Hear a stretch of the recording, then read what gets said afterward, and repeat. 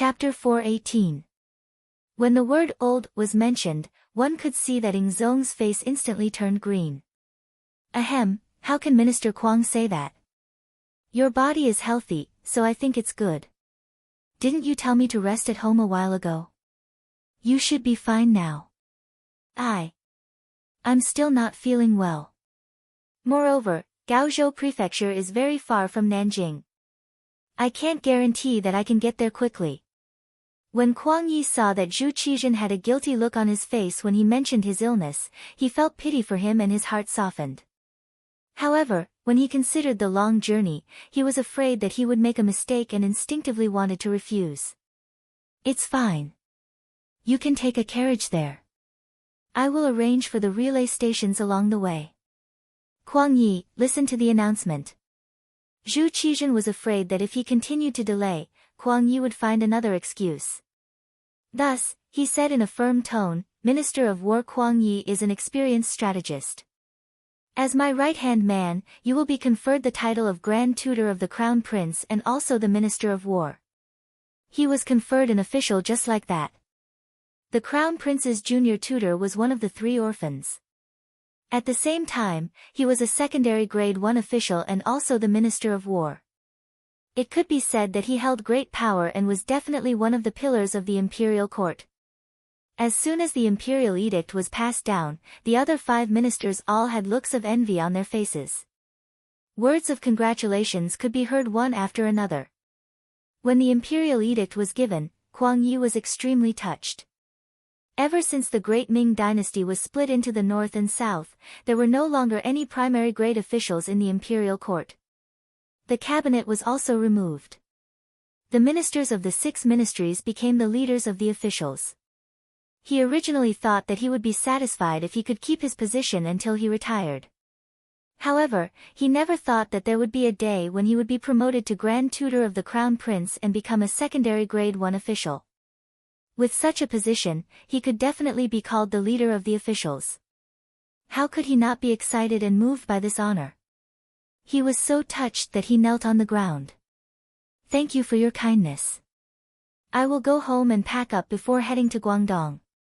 Even if I have to sacrifice my old bones, I will persuade the loyal duke to work for the Great Ming dynasty and defeat the enemy. Good.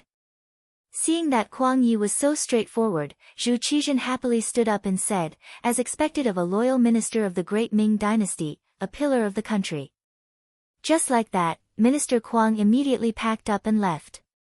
Everyone else had to cooperate with him to the best of their ability.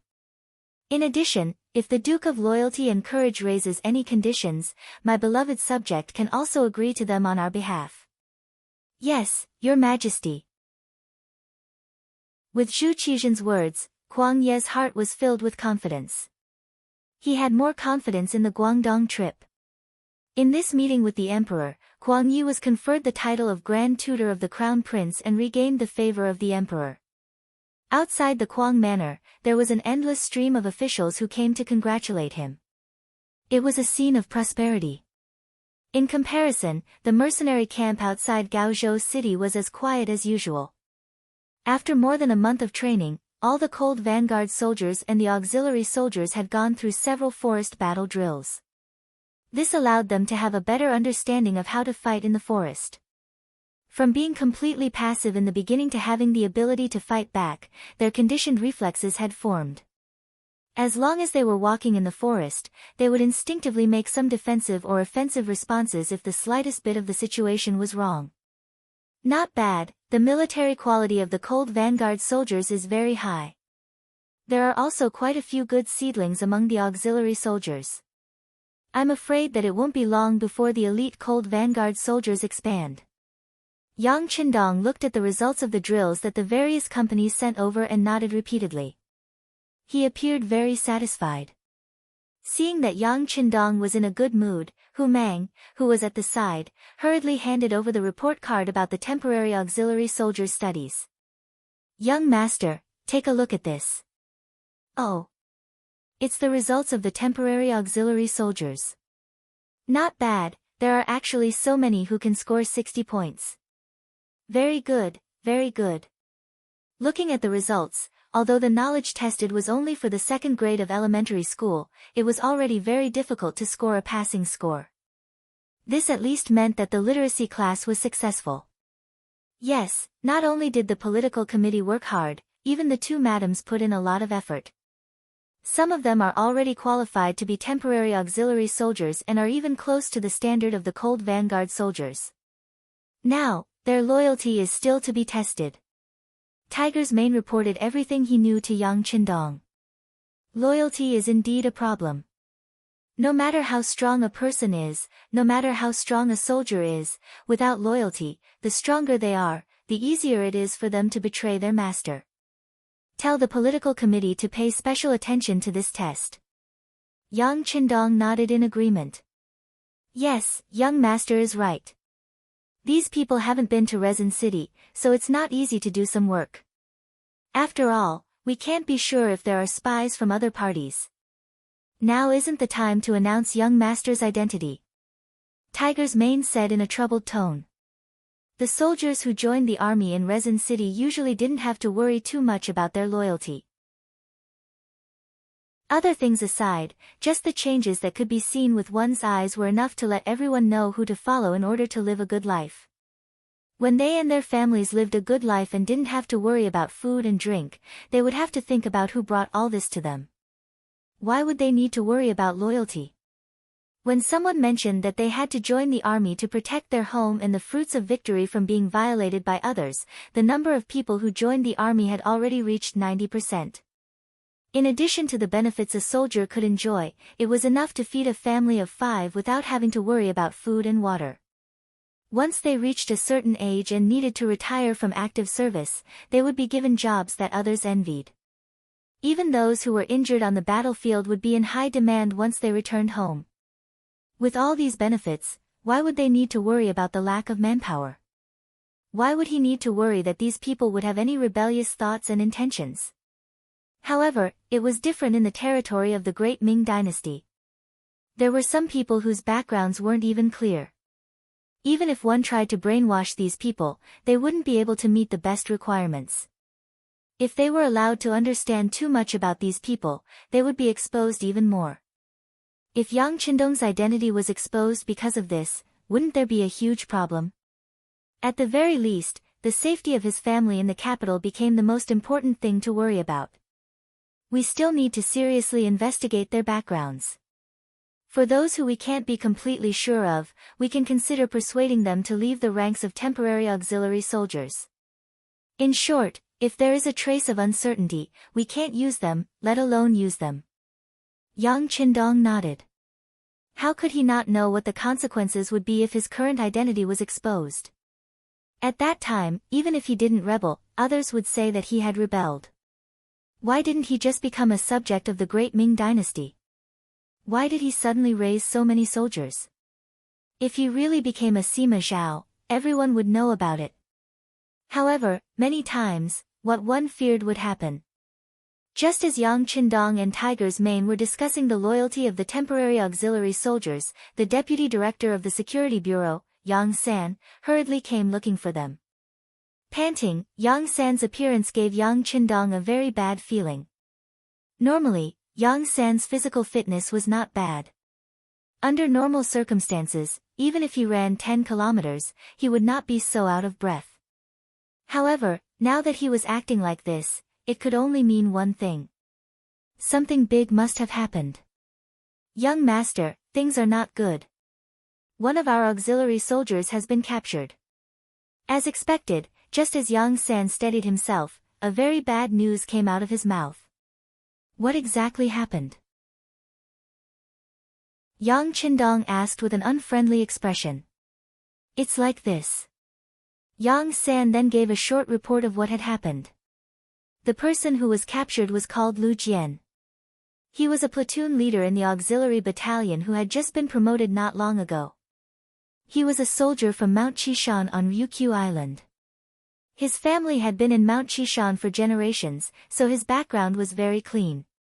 In addition, he was very motivated and learned everything quickly.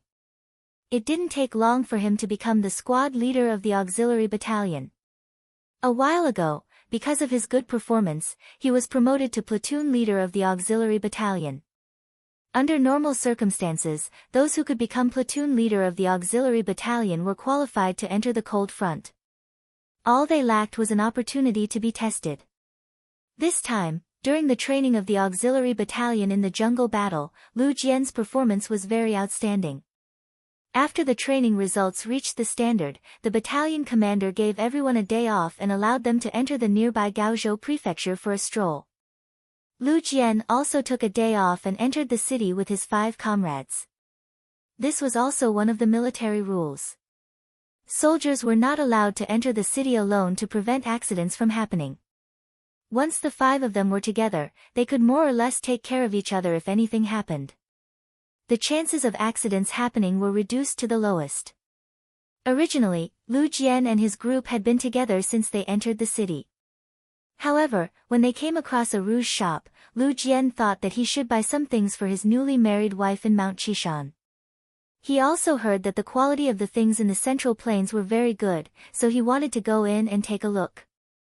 However, his other comrades rejected his idea. They all laughed and said that this rouge shop was only for women.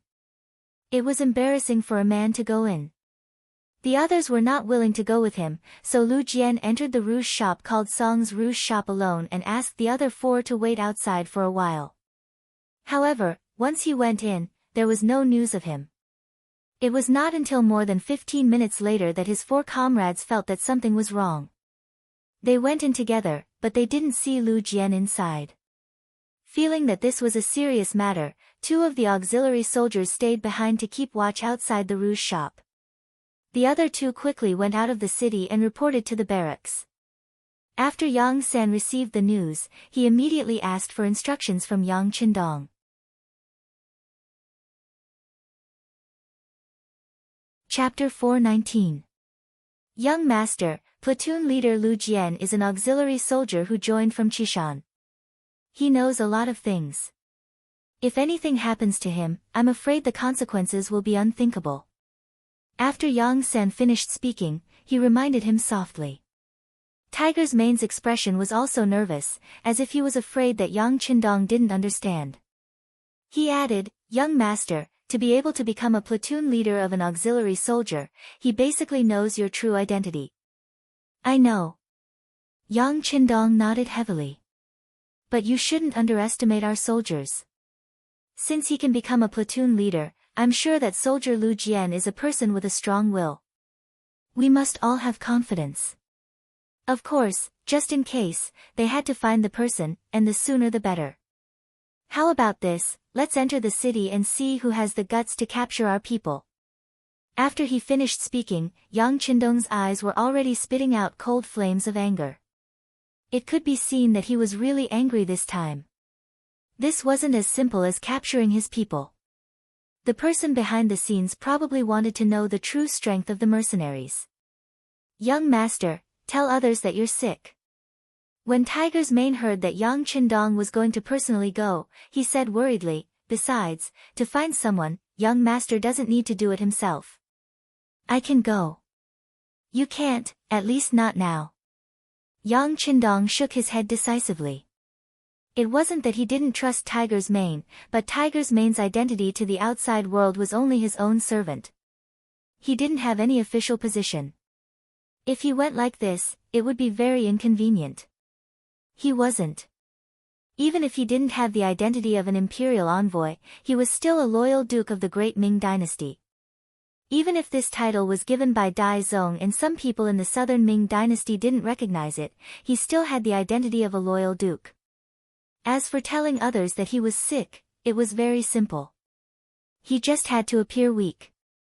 It was also a good opportunity to see how those who wanted to harm him would react when they saw him like this. After Yang Qindong made up his mind, Tiger's Man and Yang San knew that they couldn't stop him, so they quickly went to prepare. Since they even dared to capture auxiliary soldiers, they had to be prepared to fall out with them at any time. This time, they couldn't bring fewer soldiers into the city. Gaozhou Prefecture. There was an inconspicuous courtyard in the city. Broken walls could be seen everywhere, reminding people that this place had experienced a war not long ago. Courtyards like this could be seen everywhere in the city. After the Huang bandit army raided Gaozhou prefecture twice, this place had long been emptied out. No one knew where the original owner had gone. This ownerless courtyard had now become the place where the embroidered uniform guards worked. Before this, Wei Guang had arranged for people to dig a cellar here. Thus, Lu Jian's kidnapping wasn't a coincidence. It was premeditated. It was just that his luck wasn't good and he just happened to be the target and kidnapped. In the courtyard, Wei Guang stood there in his embroidered uniform guard uniform. Beside him was a subordinate who wasn't very tall. At this moment, he was explaining something with a bitter face. "You didn't say anything. Didn't we allow you to use your methods?" Wei Guang's brows furrowed and he seemed very displeased. "Boss, this brat's skin is rough and his flesh is thick. He's very tight-lipped. If we didn't discover him in time, he would have bitten his tongue and killed himself. I think we should slow down and not be too hasty." When the short brat explained this, a trace of envy appeared on his face. Biting his tongue and killing himself? What a tough guy. Wei Guang was also shocked by this news. He sucked in a breath of cold air and said, "Lucy, keep an eye on this person. If we really need to slow down, think of a way to send him out of the city. You have to know that he's a mercenary. Once someone finds out that he was captured by us, I'm afraid we'll all have to bear the consequences." "Boss, it can't be. We're the embroidered uniform guards. We don't need a reason to capture people. Even if they find out, what can they do to us?" Lu Si's face was full of disbelief. Maybe they can't do anything to us. Or maybe they won't even care about losing a person. But no matter what, we still need to be prepared. How about this, you go and arrange it. Try your best to send him out of the city and find a safer place. Wei Guang didn't know why, but his right eye suddenly twitched twice. When he spoke these words, he was especially careful. Boss, there's urgent news." Another embroidered uniform guard quickly ran into the courtyard. "What's the rush? Where's the steadiness I usually tell you to be?" When Wei Guang saw that his subordinates didn't have any discernment and were so rash, a fierce look flashed across his face. "Boss, the mercenaries have entered the city. I heard that the Duke of Loyalty has also entered the city." The embroidered uniform guard ignored Wei Guang's displeased look and told him the news he just received in one breath. "What?" Wei Guang, who was pretending to be absent-minded, suddenly froze when he heard this sentence. Then, as if he remembered something, he grabbed the collar of his subordinate and said, "What did you just say? Repeat it again." With his collar grabbed, the embroidered uniform guard found it difficult to breathe. At this moment, he didn't dare to resist. Instead, he forcefully repeated, "The mercenaries have entered the city. Looking at their grandiose appearance, I'm afraid there are no less than 2,000 of them. Among them, there's also a very luxurious carriage. I heard from others that it's the Duke of Loyalty's personal carriage." Bastard, how could this be? With a sudden force, Wei Guang let go of the embroidered uniform guard's big hand. Then, he fiercely stomped his foot and glared at Lu Si as he said, "Don't move first. Let me go take a look first. That's right, instruct the people here to keep their eyes open. Once they find something wrong, kill them. In short, don't leave any evidence behind." Seeing that Wei Guang was so anxious, Lu Si didn't dare to be negligent and immediately nodded. "Boss, don't worry. Once something goes wrong, we'll kill them to silence them. The dead tell no tales." "Very good, let's go." Seeing that his subordinates understood his meaning, Wei Guang didn't want to stay here any longer. With a wave of his hand, he left the courtyard with nearly 30 embroidered uniform guards. However, what he didn't know was that his every move was being watched by someone. On the roof of a courtyard that was almost a street away, someone was using a high-powered telescope to see everything that was happening. The most frightening thing was that the person who was observing could read lips. In other words, the conversation between Wei Guang and Lu Si was also clearly heard by someone else. young master is really amazing. He actually thought that it might be the embroidered uniform guards and arranged for us to follow Sir Qianshi. Hee, now that we know that Lu Jian is here, it's easy to handle. Tai Hu put down the high-powered telescope in his hand and revealed a fierce face. The captain of the Wolf Fang Special Forces, Tai Hu, was the one who could read lips and had been observing everything that was happening in the courtyard. In fact, not only Tai Hu, but also the other 19 members of the Wolf Fang Special Forces were proficient in lip reading. This was also the special requirement that Yang Qindong had for them. Since they were the elites of the elites, not only did they have the most advanced weapons in their hands, but they also had to be able to rely on their own abilities. Tai Hu said confidently, but in the eyes of the extremely thin team member beside him, he couldn't help but worry. Tiger King, the sixth young master, said that the embroidered uniform guards are not weak. You must not be careless. Although Wei Guang is gone now, there are at least 10 embroidered uniform guards around. If you are not careful, Lu Jian's life will be lost.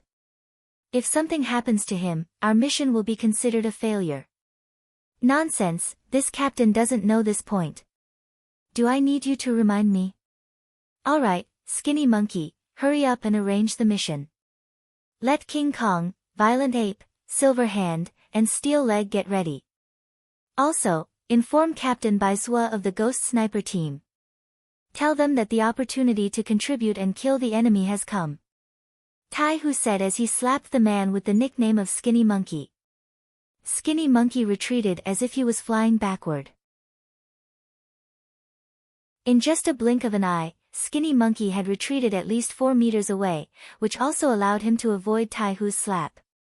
It was obvious that this was not the first time something like this had happened. Skinny Monkey, who had retreated far away, heard that Tai Hu wanted to cooperate with the Ghost Sniper team to complete the mission. He knew that his captain was very careful in doing things even though he said it happily. His heart was relieved. Alright, Tiger King, please wait for a moment. I will go and inform them now. Skinny Monkey, who had finished speaking, disappeared from the roof after a few ups and downs. It gave people the feeling that he was moving so fast that it was as if he was teleporting. Gaozhou Prefecture Government Compound. This place was completely surrounded by the mercenaries. Among them, there were a few Ming soldiers who were unwilling to submit and wanted to resist. Following that, they were showered with blows from the mercenaries. They thought that they were strong, but when faced with the angry elite Ling Feng, they were no different from children facing adults. What are you doing? What are you doing? Are you trying to rebel? The sudden attack caught the Ming army off guard. A few of the centurions of the Ming army shouted aggressively, wanting to use their power to suppress the enemy. Bang bang bang bang. What greeted this voice was a few powerful fists. The centurions who were shouting just now were soon swollen like pigs. Even when they spoke, their voices were no longer as clear and precise. What's going on? Everyone stop. The commotion here quickly attracted the attention of others. Following that, a loud shout was heard. General Yu Guang, who was fully clad in armor, appeared. When he saw that the people who were beaten up were all his subordinates, even the whiskers on his lips could not help but tremble a few times. Who was the one who attacked just now? Who was it? Stand out if you have the guts.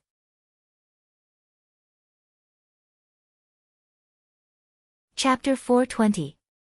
It's me. What do you want? Luo Pe, the commander of the 2nd Regiment of the Leng Feng Army, walked out of the crowd with the rank of colonel. He looked at Yu Guang with a mocking expression. Commander Luo. Yu Guang groaned in his heart when he recognized the person. From what he knew, this person was the leader of the mercenary army.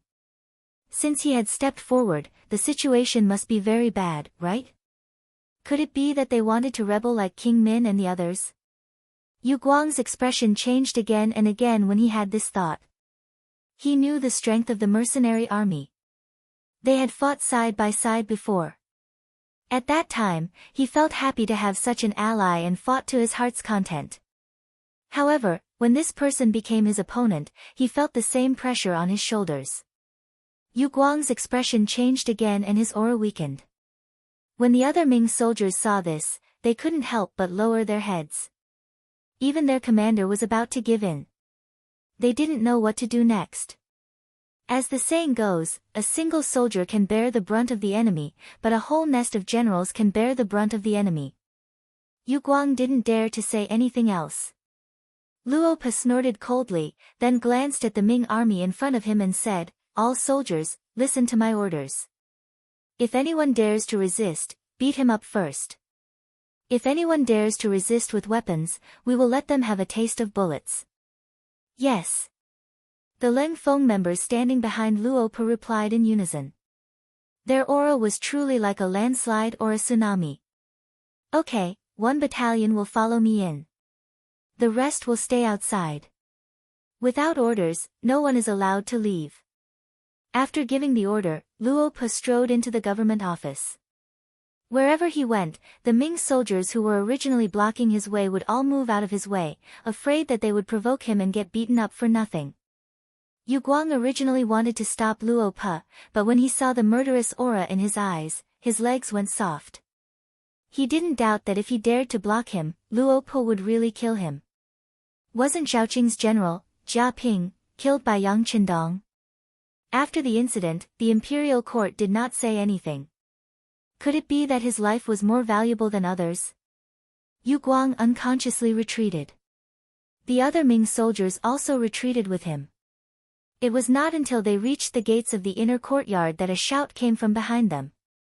Only then did the Ming soldiers, whose morale was already extremely low, stop. "What's going on? What are you all doing?"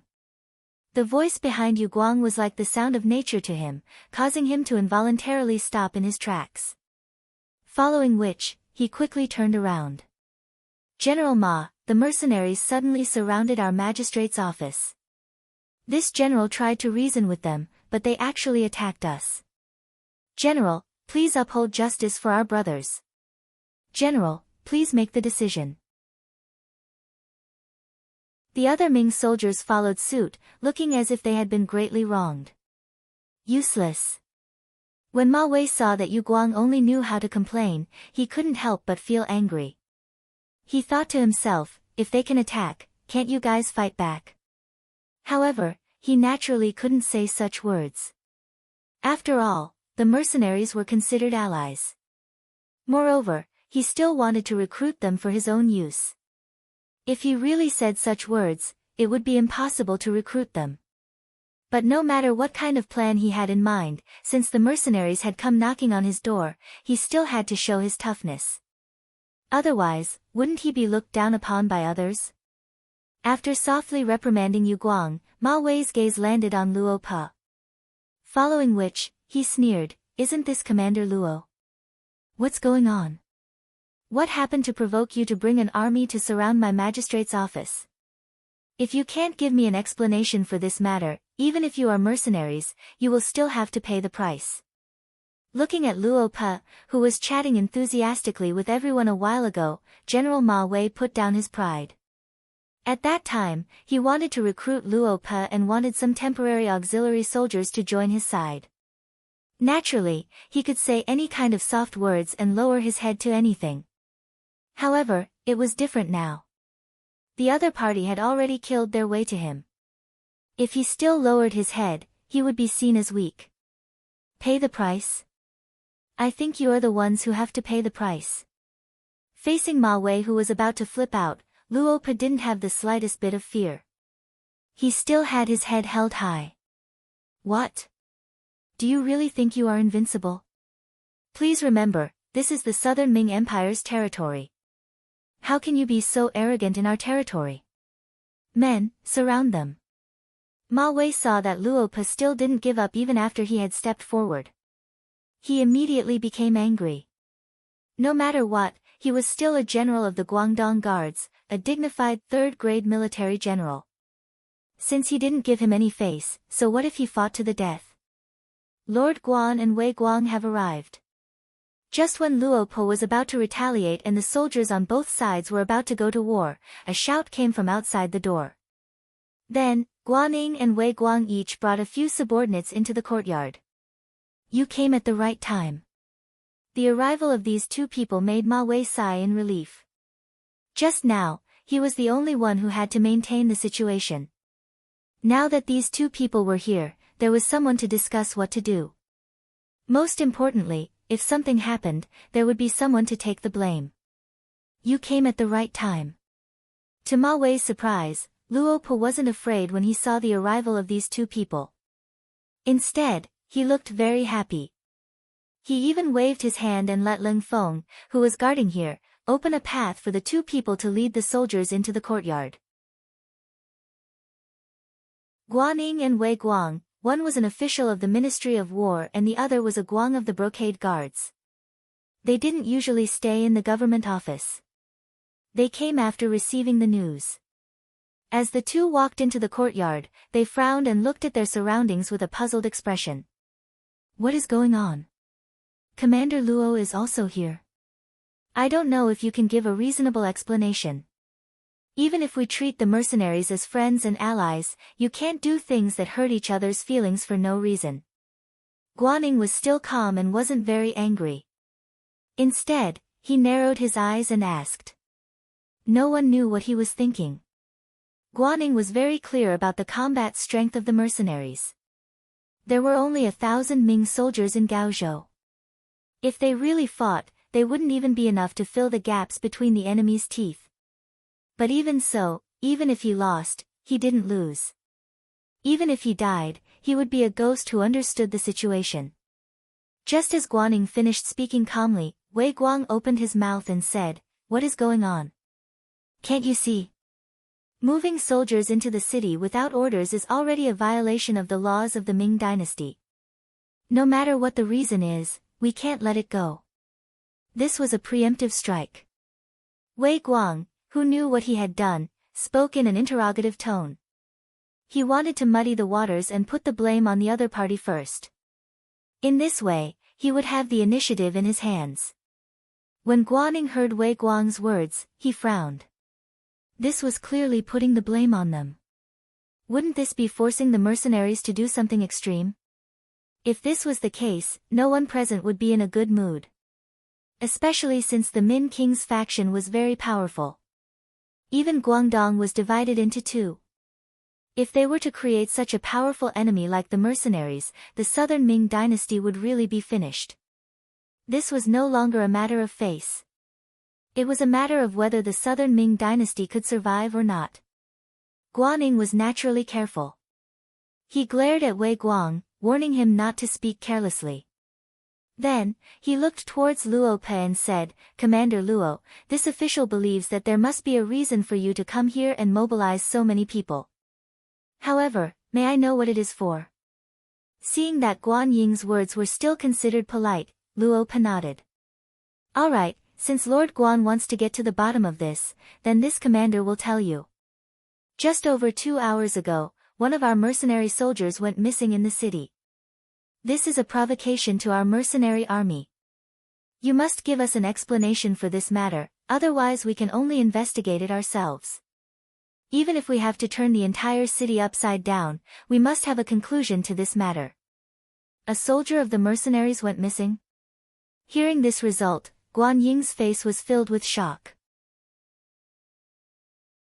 Not only him, even General Ma Wei, who was confused just now, had his mouth wide open. He stood there with an incredulous expression.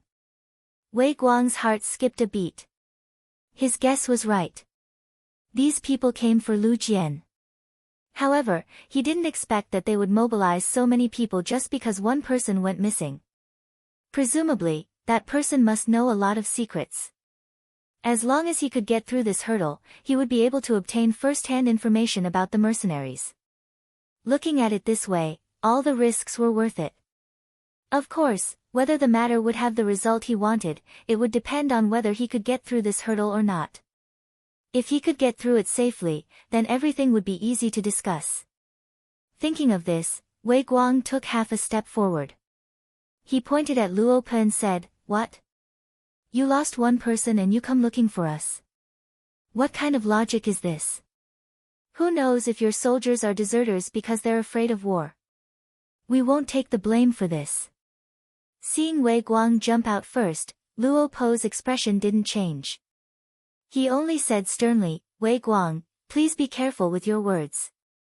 Our mercenaries will not have any deserters. Don't use your subordinates' methods on us brothers. You can't bear the consequences. Being threatened again, Wei Guang's expression was naturally very ugly. Luo Po, you should also watch your words. I am a member of the embroidered uniform guard. Outsiders have no right to order me around.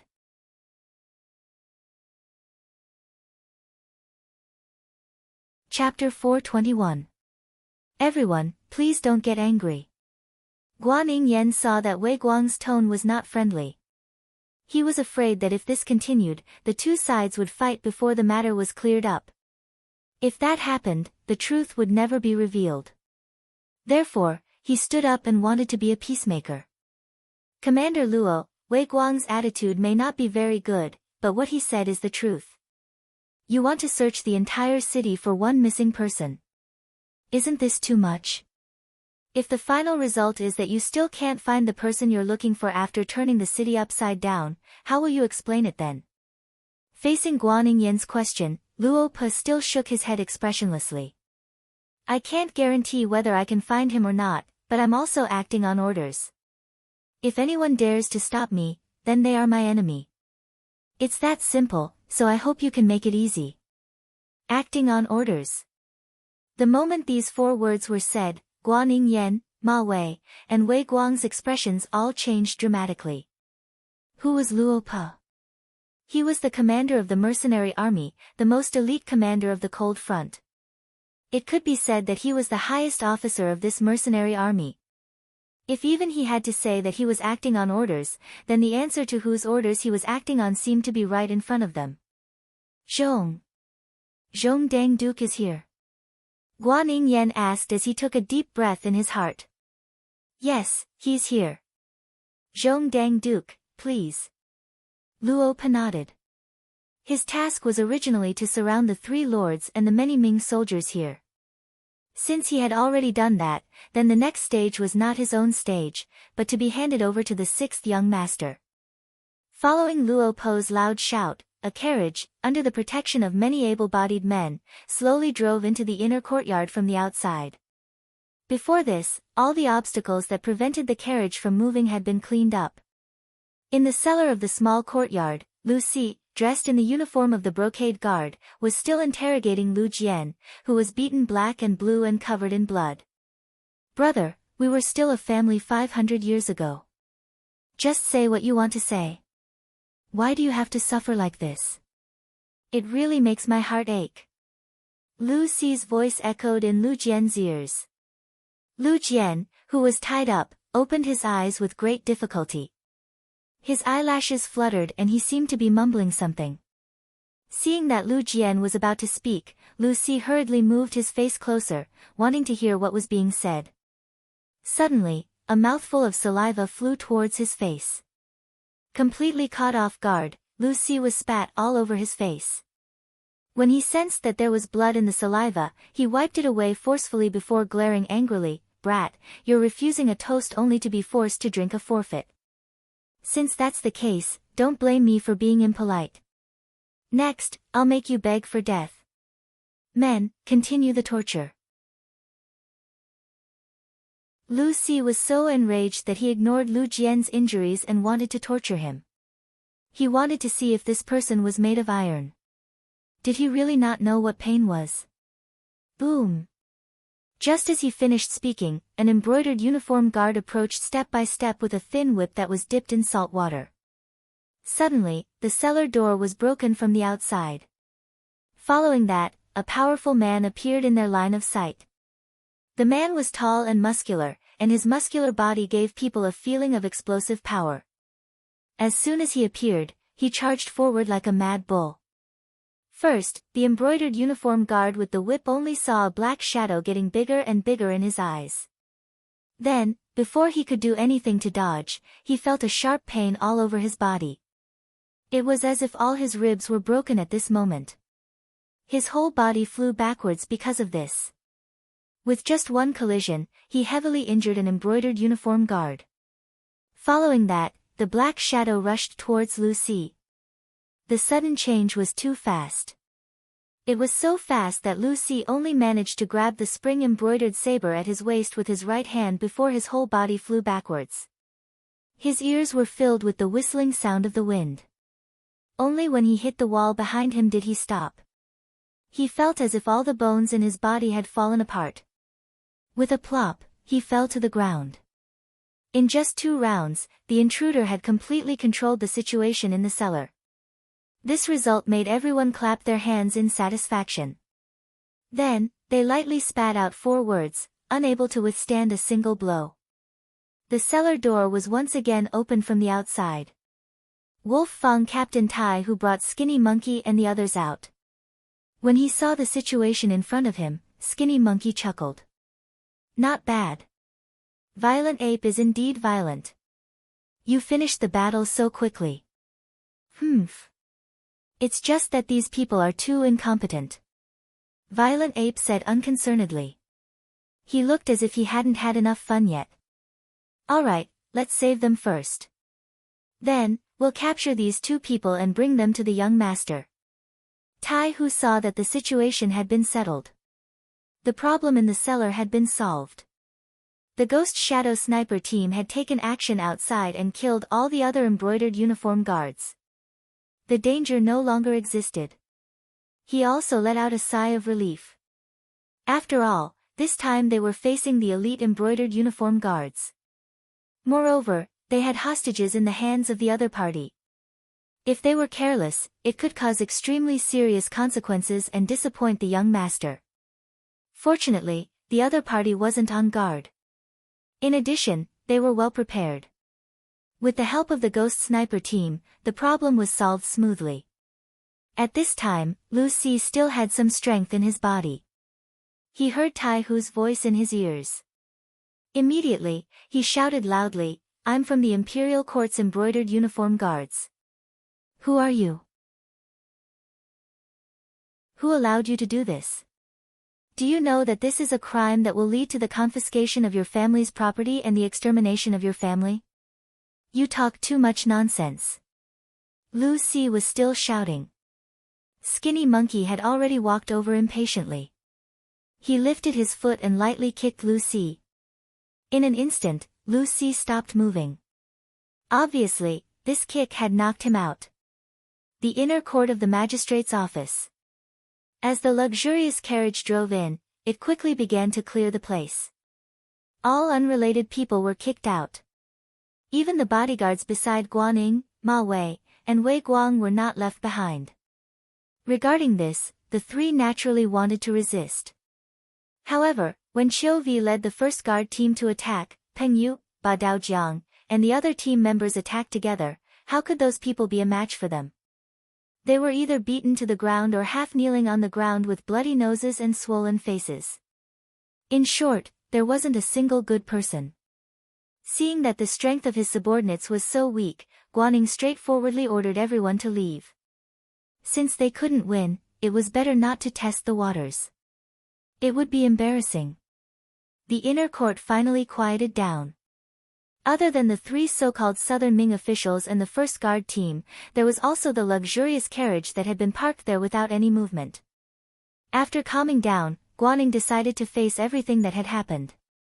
He cupped his fist and asked in a very respectful tone, Is the Duke of Loyalty in the carriage? It's me.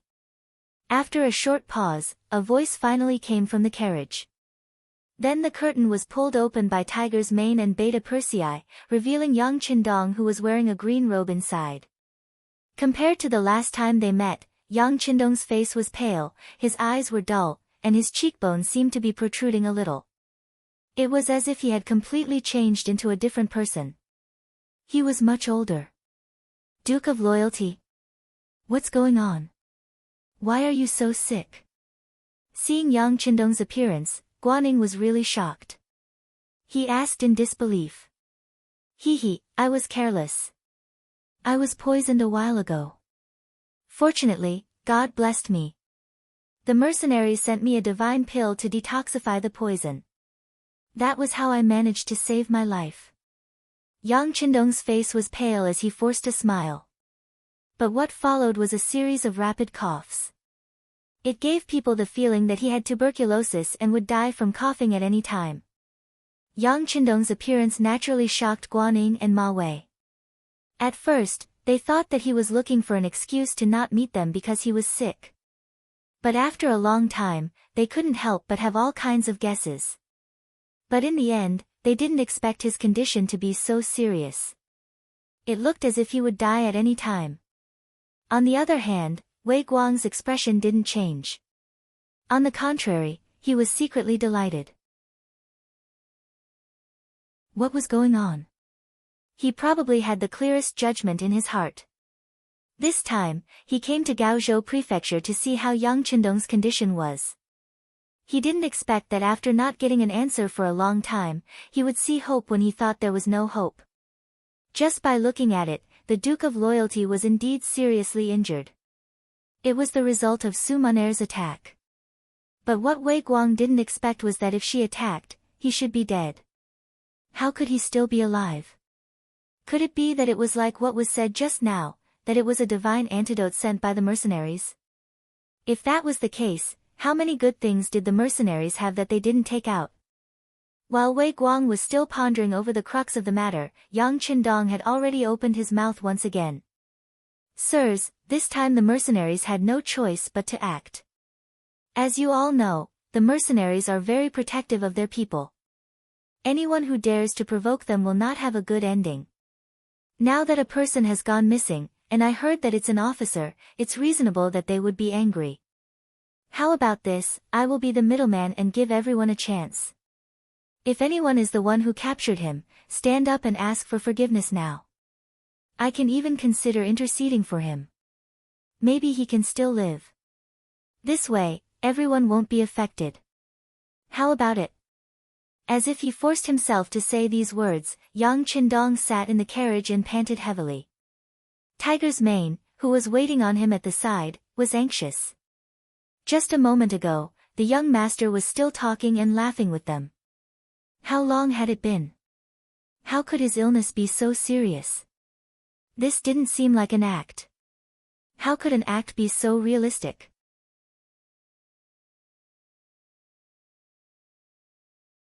Chapter 422.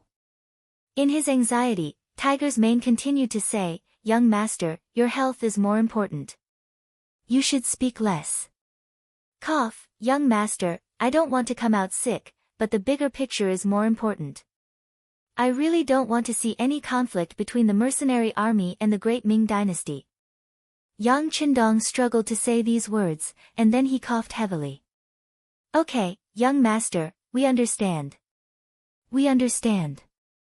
They also heard it. Tiger's Mane nodded repeatedly, then suddenly turned around and looked at Guanning, Ma Wei, and Wei Guang. He said, You all heard it clearly. The Duke said that whoever did it should stand up. Don't implicate others, and don't hurt the relationship between the mercenary army and the great Ming dynasty. Tiger's Mane's words made Guanning and the other two look at each other. At least Guanning and Ma Wei didn't want to have any conflicts with the mercenary army, especially when the King of Min's faction was so rampant and crazily expanding. This elite army might be of great use. However, they really didn't know where the missing mercenary soldiers went. Duke of Loyalty and Courage, forgive me for speaking bluntly, but we really don't know where the mercenary soldiers went. How do you want us to hand them over? Is there a misunderstanding? Guanning said in a weak tone. That's right. Is there some misunderstanding? Ma Wei chimed in with an innocent look. I think this must be a misunderstanding. You guys are just trying to frame someone. Duke of Loyalty and Courage, we respect your contributions to the Southern Ming dynasty, but you can't ignore us because of this. Let me tell you, this is disrespectful to the Southern Ming dynasty. Wei Guang opened his mouth, and his tone was interrogative. His overbearing attitude was full of arrogance. Bang! Wei Guang, who was speaking, suddenly tilted his body, and then he half knelt on the ground. Then he clenched his teeth in pain, and cold sweat poured down. A gunshot was fired. The one who fired the shot was naturally Yang Qindong. He didn't seem to like the noise, or maybe he was angry that the other party called him Duke of Loyalty and Courage instead of Duke of Loyalty and Courage. In short, he had fired the gun. When the gunshot rang out, Guaning and Ma Wei were shocked. Then, they saw that the one who was shot was Wei Guang, and a stream of dark red blood was flowing out from his trousers. Their faces immediately changed. Loyal Duke? What are you doing? Dare I ask, what did Wei Chan do to make you want to kill him? It was Ma Wei who asked. Then, Guaning also expressed his stance. Duke Zhongdan, no matter what it is, we can sit down and have a good talk. If you do this, I really can't explain it to the higher-ups. You've caused trouble. Guaning and Ma Wei had such an attitude because of Wei Guang's noble status. They were members of the embroidered uniform guards, and even they had to be courteous to them. Secondly, he was also considered an official of the imperial court. If he attacked an official for no reason, and did it in public, he would definitely be held accountable. Yang Qindong was no longer an imperial envoy. He no longer had the power to control the southern Ming officials at any time. Got into trouble? Yes, I did get into trouble, but it's not me, it's him. Yang Qindong's voice rang out again. Tiger's Mane, have they arrived? Bring them up. Yes, Tiger's Mane replied. He turned around and saw Chiu Vi lightly nodding. Good, bring them up. Yang Qindong's calmness and Tiger's Mane's unhurried manner fell into the eyes of Guaning, Ma Wei, and the kneeling Wei Guang, causing them to have a look of confusion. Only Ma Wei's heart involuntarily skipped a beat. Then, he shook his head forcefully. It was impossible. The place where Lu Jian was imprisoned was very hidden. It was impossible to find him so quickly. Besides, he had already instructed Lu Si to silence him if things went wrong. What was there to be afraid of? It must be something else. Yes. It must be. Comforting himself, Wei Guang's expression became much calmer. When he raised his head again, he had already recovered his initial calmness. However, all of this calmness instantly crumbled when he saw the people being escorted in. Lu Si, who was wearing a turquoise brocade robe, was escorted out. At the same time, a few brocade guard brothers who had stayed behind to guard the courtyard were also escorted out. Wei Guang could even name these people.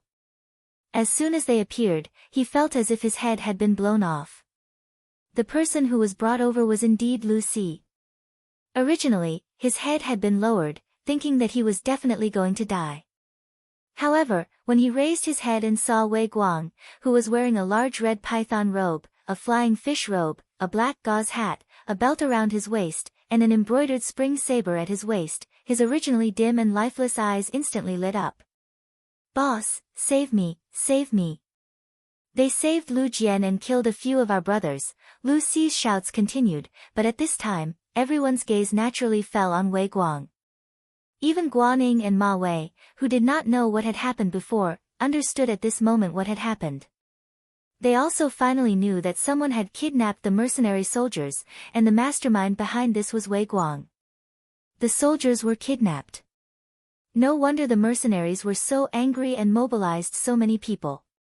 At this moment, Guaning and Ma Wei seemed to understand the mercenaries' actions. However, their understanding was one thing, and they would definitely not express any opinions on this matter. The brocade guard was one of the most trusted subordinates of the emperor. How could others meddle with it? Even if they did something wrong, there would definitely be someone from above to vouch for them. It was not something that military officials of their level could interfere. Since they could not interfere, they could only stand aside and watch the show. From a certain point of view, Guaning and Ma Wei were even happy to see Wei Guang suffer. Shut up. Hearing that Lu Si's shouts had no intention of stopping, Wei Guang endured the gunshot wound on his leg and yelled loudly. Then, he looked at Yang Qindong in the luxurious carriage and said with a strong appearance, "That's right, we captured him." It was only because he violated the laws of the Ming dynasty that we had to capture him. But you guys, why did you dare to kill the brothers of the Brocade Guard? Do you know how big of a crime this is? Bang! Just as Wei Guang wanted to gain the upper hand by a show of strength and wanted to question Yang Qindong, another gunshot rang out. The unprepared Wei Guang's left leg was also shot. He was originally half kneeling, but now he was completely kneeling on both knees and became shorter. How bold, capturing a mercenary soldier for no reason and still daring to argue with reason. You really deserve to be killed. Yang Qindong's face turned ashen. Perhaps it was because his body was too weak or because he was really angry, but his face gave people a terrifying feeling. When Yang Qindong said that he deserved to be killed, Tiger's mane nodded his head and nodded towards Ba Daojiang and Peng Yu of the first guard team. The two of them strode to the kneeling Wei Guang and lifted him into the air with one arm each. Ah! What are you doing? What are you doing? I am the commander of the Brocade Guard, Qian Shi. I was personally appointed by the emperor. I am an official of the imperial court. You have no right to do anything to me, no. As if he felt something, Wei Guang struggled and shouted loudly, explaining the severity of the situation. Deal with them one by one, from small to large, cough. Yang Qindong didn't pay attention to the shouting Wei Guang, but after saying this to Hu Mang, he leaned back, gasping, and his chest was constantly undulating at this moment. Young master, you need to take care of your body. Hu Mang blurted out this sentence unconsciously. It seemed that Yang Qindong's acting was too good, and he was speaking from his own feelings. However, Guaning and Ma Wei, who were about to plead for leniency, shut their mouths when they heard this. Yang Qindong was sick like this. Logically speaking, he should be recuperating, but he still walked out. This showed how important this matter was. Wei Guang brought this upon himself. If they pleaded now, it would seem that this matter had something to do with them. But who knew if the angry Yang Qindong would take care of them as well? Since it was none of his business, he could just let it go. If there were any benefits to be gained from telling him, he could still take the risk and give it a try. But the people of the embroidered uniform guards had always been ungrateful. Even if they spoke up for him now, when they committed a crime in the future, they would not be lenient. If that was the case, why take the risk? No one spoke up for Wei Guang and the others. Tiger's mane was naturally more straightforward when it came to doing things. First, he and Beta Persei each took a machete. Then, they came in front of the ordinary embroidered uniform guards who were brought here. With a raise of their right arm, their heads were separated from their bodies. Tiger's mane and Beta Persei took turns to kill the other embroidered uniform guards. When it was Beta Persei's turn to raise his machete to kill Lu Si, he actually wet his pants. Then, he shouted loudly, "Don't kill me, I know who poisoned the Duke of Loyalty." Beta Persei, who had already raised his machete and was about to swing it down, suddenly stopped. It was as if he had been immobilized. "Lu Si, do you not want to live anymore? Aren't you afraid that all 9 generations of your family will be executed?" Wei Guang, who was still emphasizing his identity to intimidate others not to touch him, suddenly heard Lu Si's words. His expression changed drastically, and cold sweat flowed down his face. As a trusted aide, Lu Si had heard Wei Guang mention when he was drunk about the plan of the commander sending Su Maner to kill Yang Qindong. After he sobered up, Wei Guang even thought of silencing him. But at that time, Lu Si knelt on the ground and swore that he would never speak of this matter. Otherwise, he would die a horrible death. In the end, Wei Guang spared his subordinate's life. Perhaps he also thought that Lu Si would not dare to speak of such an important matter because once it was spread, he would definitely die.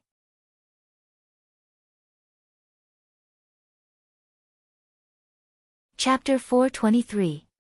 But who would have thought that he would finally say it in front of so many people? The consequences would be unimaginable. Wei Guang still wanted to say something to scare him, but Peng Yu and Ba Daojiang, who were sandwiching him, received a signal from Tiger's mane and each of them punched him in the stomach. The intense pain made him shut his mouth immediately and groan in pain. Wei Guang did not speak, but Lu Si stood there and laughed loudly. Execute my entire family?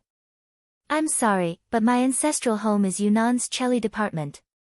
When the Min King rebelled, everyone in my family was killed. No one was spared, so I'm the only one left. What's there to be afraid of? Lu Si seemed to be venting something. After shouting, he suddenly turned to look at the side of the carriage and fell to his knees. This lowly one is Lu Si, serving in the brocade guard. I have done many heinous things. I know that I have sinned deeply. However, the heavens are virtuous. I want to turn over a new leaf and start anew. I hope that the Duke of Loyalty can give this lowly one a chance. The heavens are indeed benevolent. Tell me everything you know. As long as it's true, I'll let you live. I'll even give you enough money to live the rest of your life. But remember, don't try to bite me. Otherwise, don't blame my gun for not recognizing you. Cough, cough. Yang Qindong's voice slowly came out. Then, the carriage turned around and faced the direction where Lu Si knelt on the ground. As the carriage turned around, he gave a signal to Tiger's mane. Thank you, Duke of Loyalty, for your understanding. Lu Si said with a slightly emotional tone. He believed that since the Duke of Loyalty had made a promise in front of so many people, his life should be saved.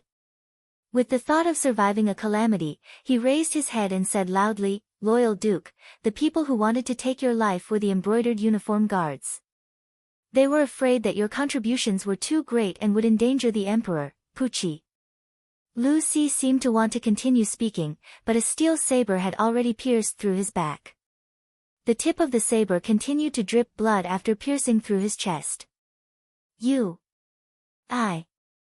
Lu Si used the last of his strength to look sideways. When he saw that the person who killed him was actually his superior, Wei Guang, there was a strong unwillingness in his eyes. After smacking his lips twice, he leaned back heavily with his eyes staring at the sky. He couldn't be more dead than he already was. The person who killed Lu Si was Wei Guang. Just now, for some reason, Peng Yu and Ba Daojiang, who were originally holding him down, suddenly loosened their grip, giving him a chance to catch his breath. Then, he heard Lu Si's voice. How could Wei Guang listen to him when he was telling the truth? Lu Si no longer had any relatives. Naturally, he was not afraid of being executed. However, his family members were all in Nanjing. If something really happened to them and he died, what about his family members? For his family, Wei Guang, who forced himself to take a breath, suddenly flew up and used the last trace of internal qi in his body to stab Lu Si, who was telling the truth, through his heart. Lu Si was finally dead.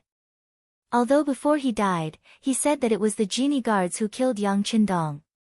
Fortunately, he didn't say the real mastermind behind the scenes. Everything was delayed. Wei Guang let out a long sigh of relief in his heart. When he raised his head to look at Yang Qindong, his voice was fierce and resolute as he said, That's right, I did it.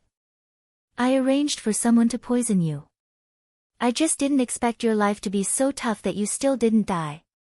But it doesn't matter. It seems that you only have half of your life left. You will spend the rest of your life in pain. In this way, my goal has been achieved. I have achieved it. After saying this, Wei Guang, who was laughing, suddenly put the spring embroidery saber across his neck, as if he was going to die. Hurry up and take the saber. Yang Qindong shouted anxiously. But in the end, it was still too late. Without waiting for the others to do anything, the saber had already slit its owner's neck. Then, blood splattered. Wei Guang fell to the ground with a plop, without a trace of life or breath. Wei Guang had committed suicide. This scene made Guaning and Ma Wei's hearts jump. The change in front of their eyes was so fast that it was completely out of their expectations. However, they quickly calmed down and thought through everything. For Guaning, he even had a draft in his mind on how he was going to report today's matter to the court. It was nothing more than Wei Guang, who was jealous of the Duke of Loyalty's contributions, sending people to poison him. Then, seeing that he didn't die, he sent people to capture the mercenary soldiers, wanting to know how deeply the Duke of Loyalty had been poisoned. However, everything was discovered by the Duke of Loyalty. Then, he committed suicide in front of everyone. Regardless of what Guan Ying and Ma Wei thought, after seeing Wei Guang commit suicide, the resentment in Yang Qindong's heart could be considered to have been vented a little. Su Maner had already said that the person who arranged for her to come to Yang Qindong's side and asked her to wait for an opportunity to make a move. The person who sent the poison bun was the commander of the embroidered uniform guards, Menda. This time, Wei Guang came to the sect to clarify this matter. The embroidered uniform guards were the emperor's personal guards. Only the emperor had the authority to kill the people there. Otherwise, no matter how heinous the crime was, it wasn't something that others could casually touch. It was the same for Yang Qindong. Although he already had a certain level of strength and could be said to be above many other officials, if he killed Wei Guang, it would be equivalent to giving Zhu Qizhen a big slap in the face. Yang Qindong wasn't willing to do such a thankless thing unless it was absolutely necessary. As such, Wei Guang committing suicide was naturally the best outcome. As for why he was able to break free from Peng Yu and Ba Dao Zhang's restraints and kill Lu Si with his crippled legs, it was naturally the result after Yang Qindong gave Tiger's Mane a hint with his eyes. In these few years, the tacit understanding between the two was still very strong. Yang Qindong didn't need Lu Si to tell the truth because he already knew the truth. On the other hand, if the truth was revealed, would he seek revenge on Menda? If he did, would Zhu Qizhen have any thoughts and allow such a thing to happen? As such, this was the current scene. Wei Guang killed Lu Si and then committed suicide. Yang Qindong could remove himself from this matter completely and also take the opportunity to knock Menda and Zhu Qizhen down, letting them know how difficult it was to kill him. This time, they were lucky to pass, but they might not be so lucky next time. Since his goal had been achieved, Yang Qindong naturally didn't need to stay here. Waving his hand, Tiger's Mane and Beta Persei put down the curtains of the carriage, and then the large group of people left the magistrate court and Gaozhou prefecture. Along the way, neither Guan Ying nor Ma Wei stood out to say anything. Yang Qindong was indeed sick, and it was quite serious. This was all seen with their own eyes. Not to mention, this illness was poisoned by the brocade guards. As such, how could they still ask Yang Qindong to leave with the mercenaries? Not to mention, now that the King of Min was powerful, they still pointed at Yang Qindong in their hearts as a shield. They believed that with the existence of these mercenaries, even if the King of Min wanted to conquer Gaozhou and Laizhou, he would have to consider the strength of these mercenaries first. They successfully returned to their own military camp. Yang Qindong was completely different from before. His illness had long disappeared, and when he appeared in front of everyone, he was full of energy. "How is Lu Jian?" Yang Qindong asked Tiger's Mane as he walked towards the infirmary. "Young master, Lu Jian only suffered some superficial injuries. He will be fine after a good rest." "Oh yes, he didn't say anything when he was tortured by the brocade guards. He is really a tough man," Tiger's Mane said with a face full of admiration. "Not bad, no wonder he can become the platoon leader of the auxiliary troops. Tell him that after he recovers, let him report to the Cold Front Regiment. He has already passed the loyalty test." Yang Qindong nodded satisfactorily, then opened the tent of the infirmary. He saw Lu Jian, who had already fainted, but his facial features still gave off a sense of determination. Looking at Lu Jian, who was almost covered in wounds, Yang Qindong sighed and said, "Look, this is our warrior. How brave and tenacious. This is a true man. Tell all the Cold Front Regiment and auxiliary troops to learn from Lu Jian. Also, give Lu Jian a silver medal. This is the reward he deserves."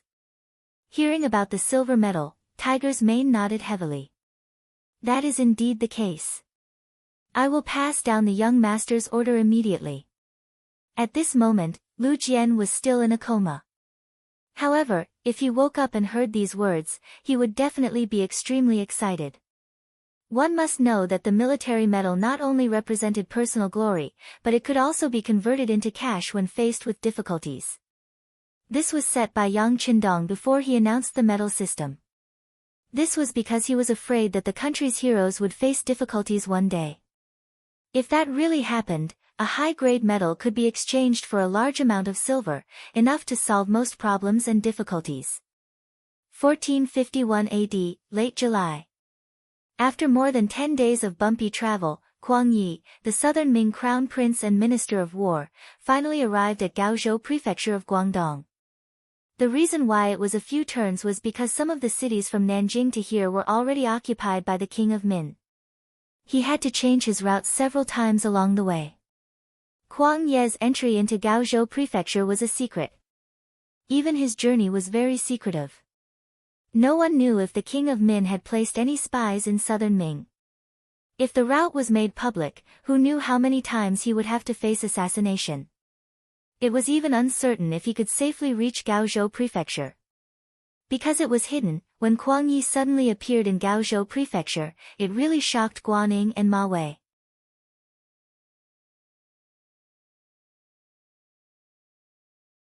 Chapter 424. The journey was too long, and the journey was not peaceful. The news that Kuang Yi had regained his power and was promoted half a rank hadn't reached here yet. So when he saw Kuang Yi appear, Guan Ying's face was full of shock. His first feeling was that his teacher had been kicked out of the capital by Yingzong. Greetings, Lord Kuang. Ma Wei also broke out in a cold sweat. He also didn't know what had happened to this old minister recently. However, since he was here, he still had to be respectful. After leaving here, he would immediately send someone to the capital to find out more about Kuang Yi. Kuang Ye's eyes fell on the two's expressions. This old man who was over 60 years old was extremely wise and far-sighted. With a single glance, he saw through the two's thoughts. Chuckling, he said, "Generals, there is no need to be surprised. This old man came to Gaozhou prefecture under the emperor's orders." "Oh, right. The emperor empathized with my loyalty and bravery and specially conferred me the title of Grand Tutor to the Crown Prince." Guanning Ma became excited when he heard the Crown Prince's words. He clasped his hands and said, "Congratulations, teacher." "Congratulations, Lord Kuang." Ma Wei also quickly changed the way he addressed Kuang Yi. He no longer called him Lord Kuang like before, but Minister Kuang. "Congratulations to you too." Kuang Ye's wrinkled face smiled. He had seen Ma Wei's performance just now. His attitude towards these people was only perfunctory. Firstly, this was not a direct descendant that he had nurtured, and secondly, the other party was the commander of the Guangdong Guards, a martial official of the 3 ranks. If he was too close to the other party, once this news reached the court and reached the emperor's ears, who knew what kind of adverse effects it would bring? Maintaining a certain distance and only maintaining the relationship of a superior and subordinate was how an evergreen official should behave. "Teacher, something happened a few days ago. I have secretly reported it to the imperial court, but I don't think you know about it." After the pleasantries, Guanning said carefully. "What is it?" Kuang Yi had a bad feeling when he heard that Guanning had secretly reported it to the imperial court. He knew that ordinary small matters couldn't be reported, especially when the situation was so unstable. Trivial matters couldn't be reported. He also understood Guan Ying's character. Guanning was farsighted and would not be entangled over such a small matter. Now that Guanning had brought it up in such a serious manner, it could not be anything good. "Teacher, Wei Guang of the Imperial Court's Brocade Guard has died.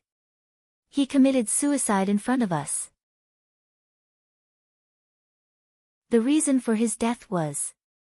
Although he didn't know why Kuang Yi was here, given the current situation, if the Minister of War didn't stay in the capital to organize and command the army, but instead came to Gaozhou, a place that seemed like it was about to be abandoned, something big must have happened. Based on his analysis and intuition, Guanning believed that it had something to do with Yang Qindong and the mercenaries. Therefore, he first told him about Yang Qindong being poisoned. Guan was indeed capable. At the very least, he had good foresight. After he finished speaking, he saw the shock on Kuang Ye's face. Wait, what did you say? Was the Duke of Loyalty poisoned? Wei Guang even admitted that he did it. Well, Minister, you must be tired from traveling so far. I will go arrange for a banquet. When Ma Wei heard this, his expression changed again and again. He felt that the teacher and disciple had something important to talk about. It was really awkward for him to stand there with his status, so he found an excuse to leave. Kuang Yi was very satisfied with Ma Wei's tactfulness. However, his thoughts were more on Yang Qindong. Guan, how is the Duke of Loyalty? Not too good. I took a look at him that day. His complexion was not good, and his body was very weak, Guan answered honestly. Aya, what should we do? Hearing that Yang Qindong's body was in such a bad state, Kuang Ye's expression was full of hatred. He had seen Yang Qindong countless times. This kind of young man seemed to always have an inexhaustible amount of energy. Even a small illness would not affect his body. However, from Guan Ying's description, he seemed to be like a lamp that had run out of oil. One could imagine how severe the poison was. Thinking that the Southern Ming Empire's hopes were mostly placed on Yang Qindong, if something really happened to him, there would be no link between the Southern Ming Empire and the mercenary army. For the current situation, it was definitely not a good thing. He said angrily, what do the imperial bodyguards want to do? Get rid of the donkey after it has outlived its usefulness. Wei Guang alone would not have such ability and courage. There must be someone behind him. However, they did not think about it. If something really happened to Yang Qindong, who would be able to quell the Min King's rebellion? The person behind this is really... At this point, Kuang Yi stopped talking because he suddenly thought of the person behind the Imperial Secret Service. For a big matter like dealing with Yang Qindong, without that person's permission, normal people would not have the guts to act on their own. Could it be that this was really his intention? Once the thought appeared in his mind, it could not be dismissed. Thinking about it carefully, that person did have a reason to act. Yang Qindong was ultimately too young and so capable. The existence of such a person was originally a huge threat and pressure. The emperor was still young, but once he grew old and that person was still alive, would his descendants be able to suppress Yang Qindong? If they could not, what would happen? What Yang Qindong lacked now was experience and enough merit. However, he was still young. Once he was given enough power, these could be made up for. Once he had everything he needed, it would be even more difficult to control him. This led to the poisoning incident after the Huang bandit army incident was over. It seemed to make more sense. There was another problem. If it was really his intention, why did he not tell him when he received the order to come this time? Even if it was just a hint, it would be good, right? He would not let him be in such a passive position, right? It wasn't impossible to think of other ways to solve this problem. Now that he had come to Gaozhou Prefecture and was seen by so many people, it would not be long before Yang Qindong received the news. When that time came, what should he do? If he did not meet the other party, how should he talk? The emperor was afraid of him and wanted to poison him. Would he still dare to put such a person in an important position? For a moment, countless questions rose in Kuang Ye's mind, causing him to feel a headache. He originally thought that after coming to Gaozhou Prefecture and seeing Yang Qindong and promising him many benefits, he would have a chance to persuade this person to help him. But now, it seemed that everything was going to be overturned. He also felt helpless. Teacher, teacher. Seeing that Kuang Yi seemed to be in a daze, Guan carefully called out to him. "HM. What's wrong?" Kuang Yi regained his senses and asked Guan. "Teacher. You must have an important mission for coming here this time, but I wonder what the mission is? If you want to put the Duke of Loyalty in an important position, shouldn't you reconsider?" Guan did not go into too much detail. But to smart people, there was no need to be so thorough. Many times, it was best to stop at a certain point. That's right. Kuang Yi nodded, then said, "Come, bring me a brush and ink." This official wants to explain everything that happened here to the emperor, then send someone to send it out at the fastest speed possible. The news of Kuang Ye's arrival in Gaozhou Prefecture was immediately reported by the city's security bureau to the mercenary camp 5 li outside the city. Tiger's Mane excitedly brought the news to the military tent. When he saw Yang Qindong, he excitedly said, "Young master, Minister Kuang Yi is here." "Ha, as you expected, we will be of great use. He's finally here." After hearing this, Yang Qindong's expression was calm as if everything was within his expectations. But then he shook his head. Things have changed. Wei Guang's death and the words that Lu Si said before he died, "Even if we don't care, I'm afraid that others will." Sigh, it seems that if we want the plan to go smoothly, we have to continue pretending to be sick. Continue pretending to be sick. Why? Tiger's Mane asked with a puzzled expression. Tiger's Mane, young master, let me ask you. In your heart, are you afraid of a lively enemy or a sick enemy who could die at any time? Hearing Yang Qindong's question, Tiger's Mane was puzzled, but he still answered instinctively, "Of course it's a lively enemy." "But what does this have to do with us?" Tiger's Mane, who had just finished speaking, immediately shut his mouth. Obviously, he had thought of something. Seeing Tiger's Mane's enlightened expression, Yang Qindong laughed and said, "Okay, you're not too stupid. Okay, go and inform the brothers in the first and second guards. Tell them that once Kuang Yi comes, tell them to act more angry and sad. As for what to do, go and teach them. I saw that your performance last time was very good."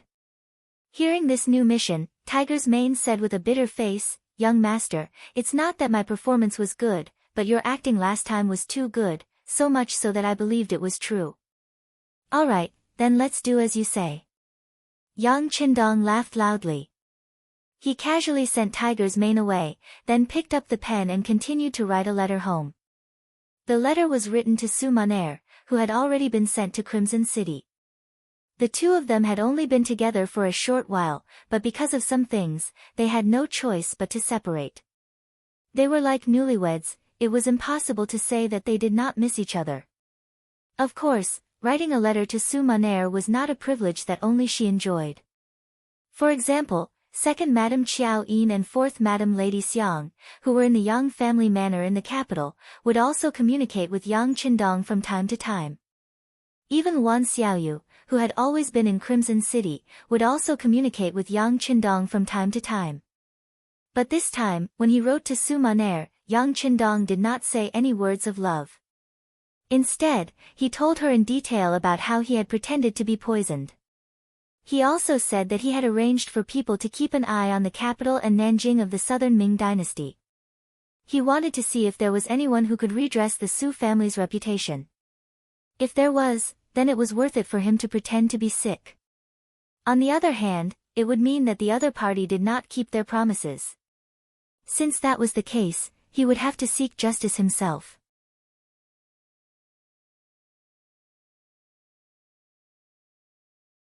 Chapter 425. Early the next morning, an unexpected guest arrived at the mercenaries' camp.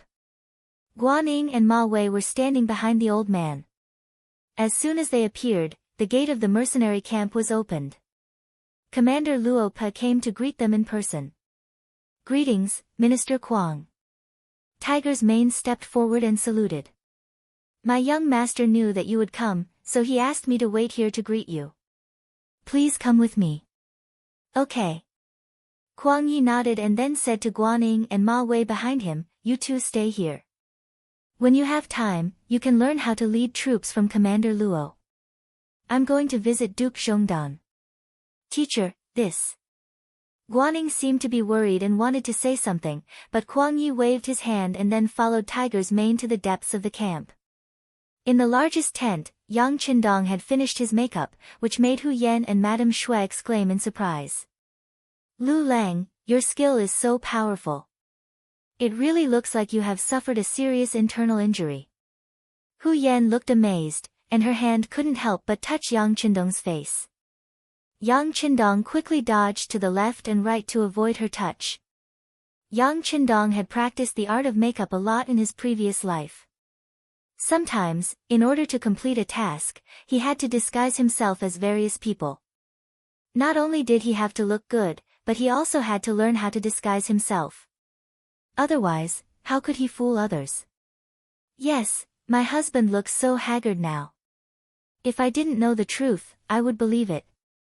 Madame Xue also stared at Yang Qindong's face, trying to find a flaw. However, no matter how hard she looked, she couldn't find the problem. It seemed that Yang Qindong was really sick. No matter how thick-skinned he was, Yang Qindong felt a little embarrassed when the two women stared at him like this.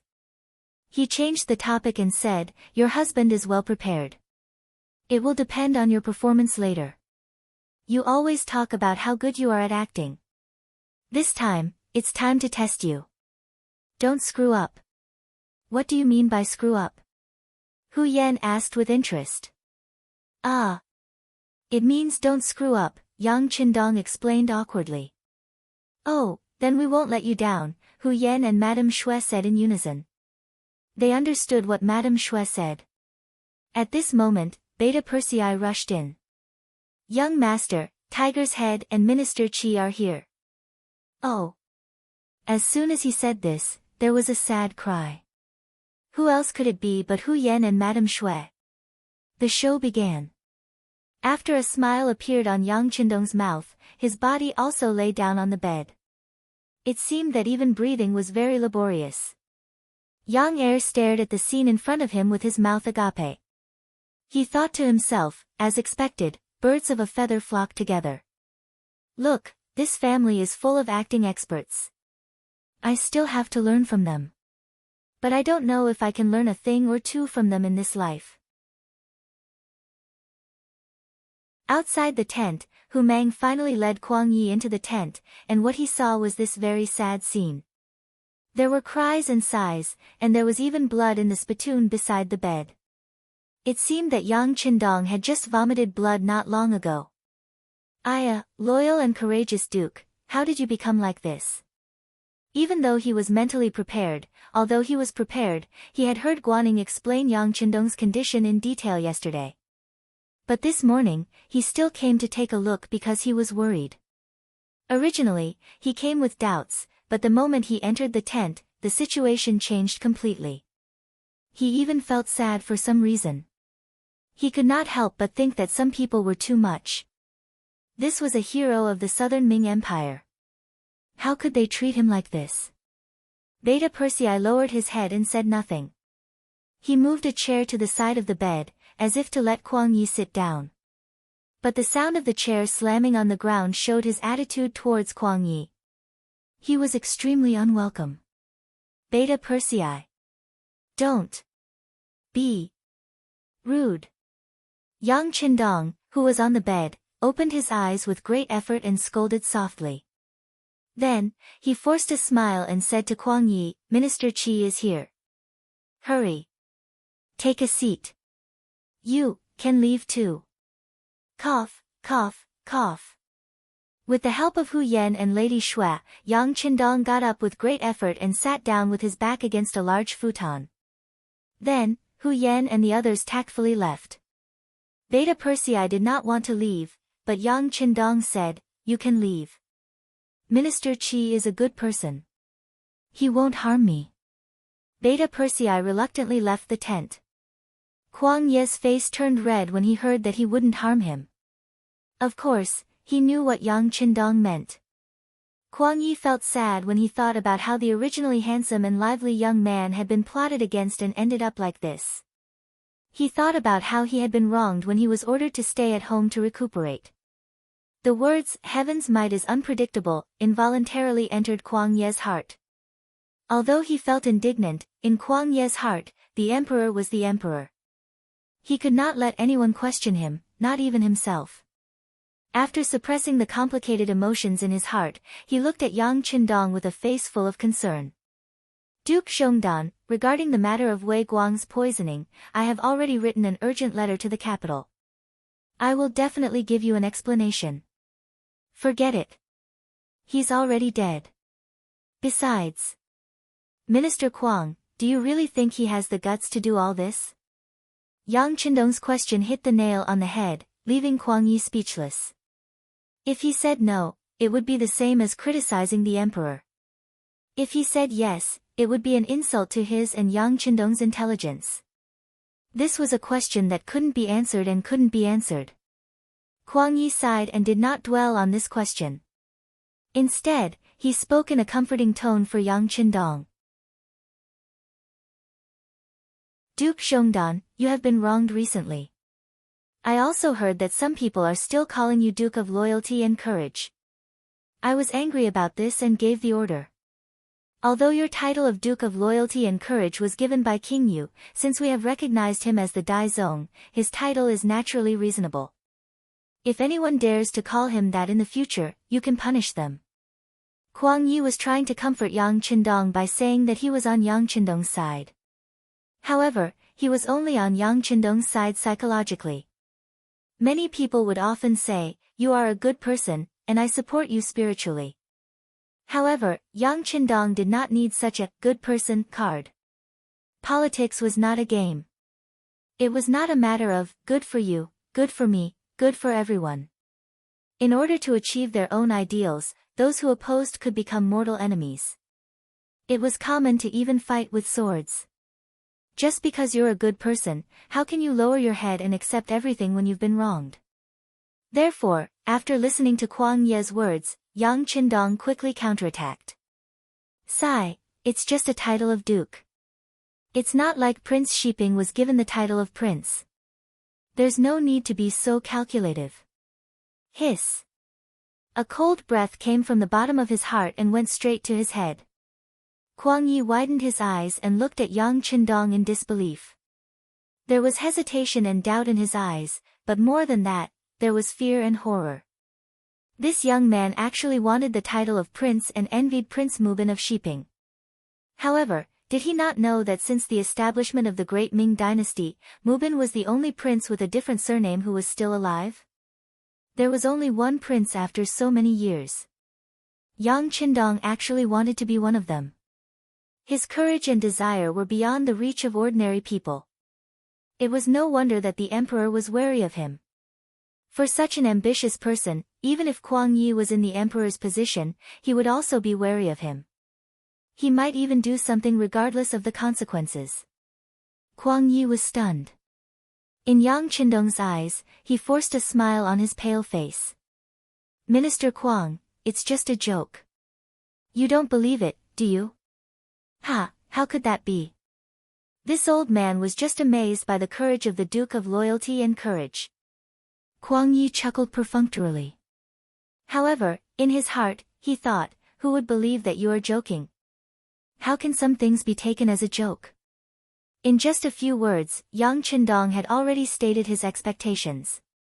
This also made Kuang Yi realize that after using him last time, he threw him to the side and even sent someone to poison him. He was afraid that he had already hurt his feelings. If he wanted to use him to send troops, he would have to pay a heavy price. The position of prince was one of the requirements. Even though he had expected Yang Qindong to demand an exorbitant price when he invited him again, he did not expect such an outrageous request. At this moment, even Kuang Yi wanted to retreat. Today's trip was to see the condition of Yang Qindong's body. If possible, he wanted to test whether he could continue to lead the mercenaries to work for the Great Ming dynasty. He originally thought that it would be difficult to achieve the second requirement. After all, it was a bit comical to talk about sending troops in front of a sick person. However, Yang Qindong's initiative allowed these two requirements to be met. It was just that the results were not very satisfactory. As if he knew that Kuang Ye's probing had achieved its goal, or perhaps Yang Qindong's body was really not good and he had reached his body's limit for receiving guests for so long. At this moment, he began to cough again and could not stop. This caused Hu Yan and the others, who were waiting outside the tent, to quickly rush in.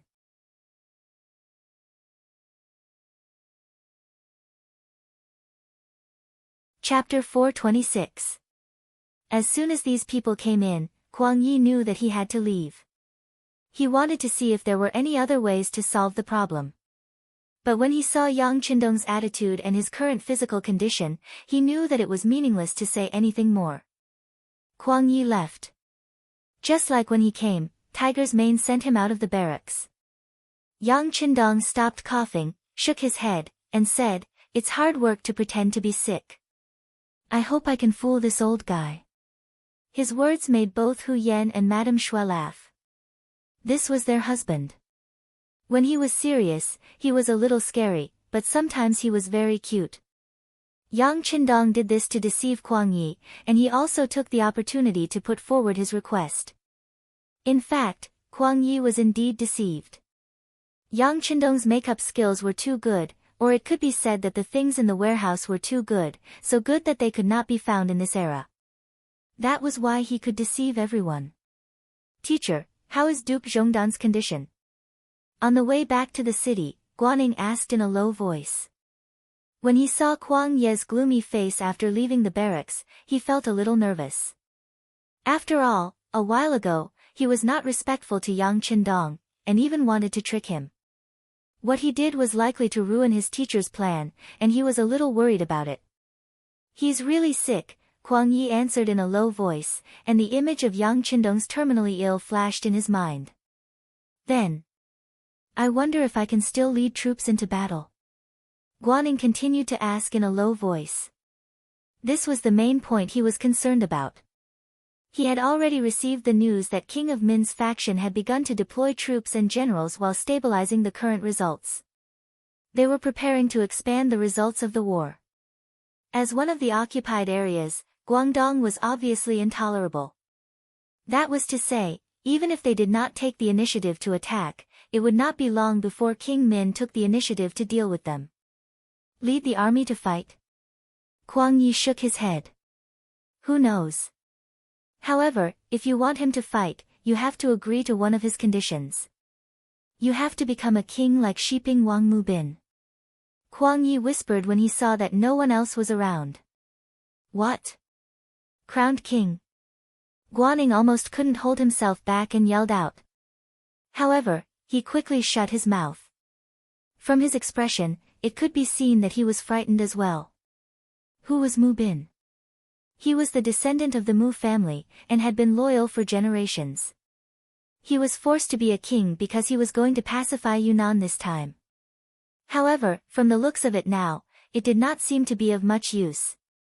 This was because the commander-in-chief knew that the failure of Dong Xing, this stupid teammate, had prevented him from unleashing his full strength. But in any case, Mu Bin, who was crowned as a king, was like a nail nailed to the back of King of Min, so that they could not attack Nanjing with all their strength. From this point of view, the crowning as a king had some effect. Who was Yang Qindong? Although he was also the descendant of the Yang family, and was also a loyal family, he just saved the leader of the mercenaries by coincidence. He did not have any real power in his hands, so why should he be a king? Of course, it was a bit too much to say why. After all, Yang Qindong saved Yingzong's life, and defeated the Walla's invasion on behalf of Yingzong. Now, he had the merit of pacifying the chaos in Guangdong, which was also a great achievement. But because of this, he could not be a king casually. Everything was because he was too powerful. He was so powerful that it was a little scary. Unlike Mu Bin, whose influence was only in Yunnan, he was nothing outside of Yunnan. Because of Yang Qindong's power, once he was crowned as a king, it was hard to predict what the consequences would be. Thinking of this, Guaning did not dare to say anything. And these were also seen by Kuang Yi. He could not help but sigh in his heart.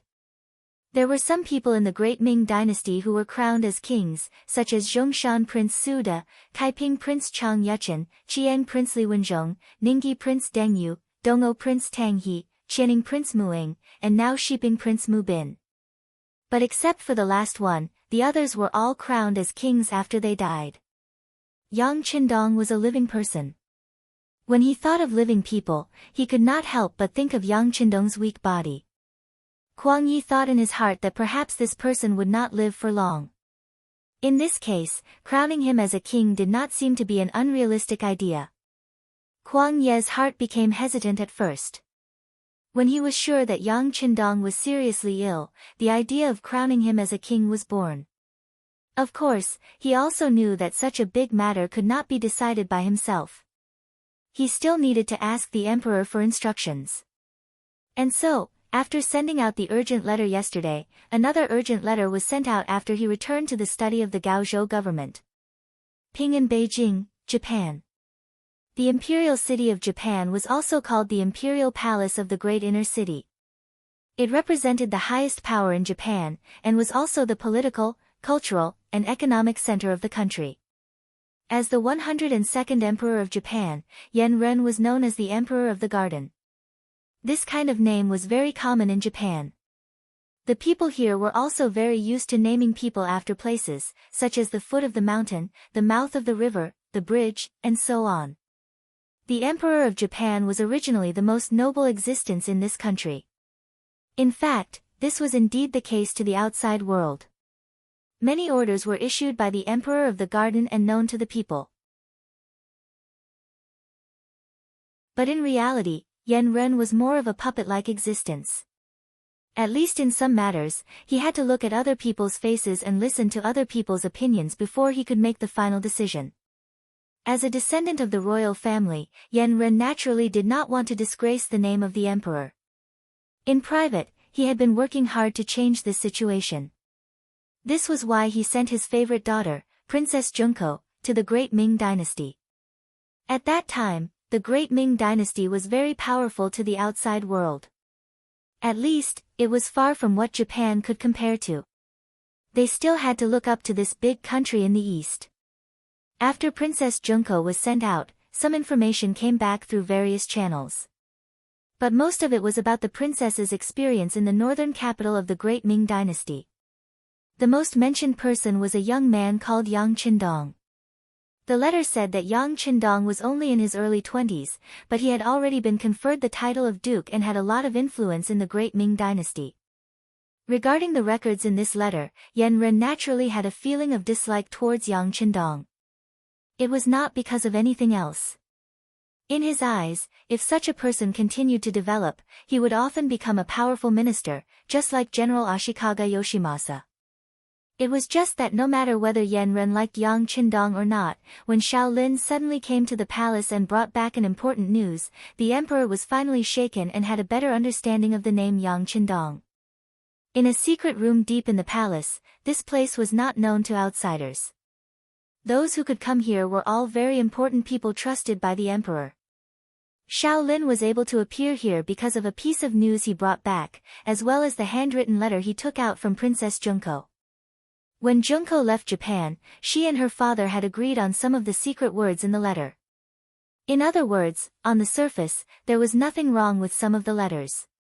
But only the father and daughter could see the authenticity of the letter and whether it was written under coercion. The letter that Shaolin brought was naturally out of Junko's sincerity, and the contents of the letter were not fake. This was something that Emperor Yanren could see at a glance. It was precisely because this letter was real that Emperor Yanren was even more shocked. After carefully reading the letter 3 times, he said with a serious face, "Little Lin Kuan, please tell me the truth about what you saw and heard." "Ha!" Shaolin nodded and then told him in detail how he met Yang Qindong for the first time with the princess, how he was chased and had to live in the Yang family village, and everything he saw later. It took more than an hour for Shaolin to finish telling the story. Then he looked at Yan Ren, who should be respected the most in Japan, and said, "Your Majesty, this Duke of Zhongdan is the most powerful and capable young man I have ever seen. It seems that there is nothing he can't do, and there seems to be nothing he can't solve." "Wait, you mean he's very powerful? How is he compared to the general?" Hearing this, Yan Ren interrupted and asked. "He should be stronger than him. After all, when he was young, the general wasn't as powerful as he is now." Shaolin only hesitated for a moment before giving the answer quickly. Swish swish swish swish. Yan Ren seemed to be very satisfied with such an answer and kept nodding his head. "Oh right, tell me about the cannon." It was no wonder that he asked this question. A cannon was priced at 10 million taels of silver. Yanren believed that his daughter, Junko, knew what this amount of money meant, but she still wrote it in the letter and suggested to buy one. It was no wonder that Yanren valued it so much. This. In front of the emperor, Shaolin naturally didn't dare to hide anything. Your Majesty, I have never seen the cannon when it was fired, but I have seen the terrible consequences after it was fired. Terrible consequences? Yes, it was like a barren land, as if the heavens were angry. Shaolin tried his best to describe the scene after he saw the cannon blast on Qing Street. However, Emperor Yanren's expression changed again and again when he heard these words.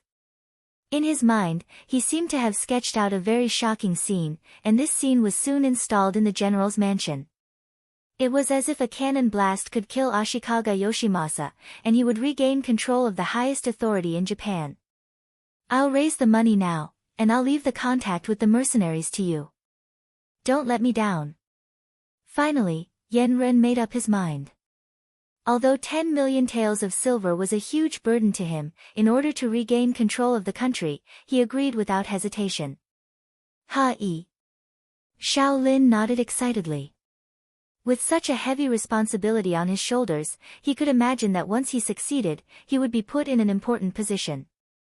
By then, he might even stand at the top of Japan.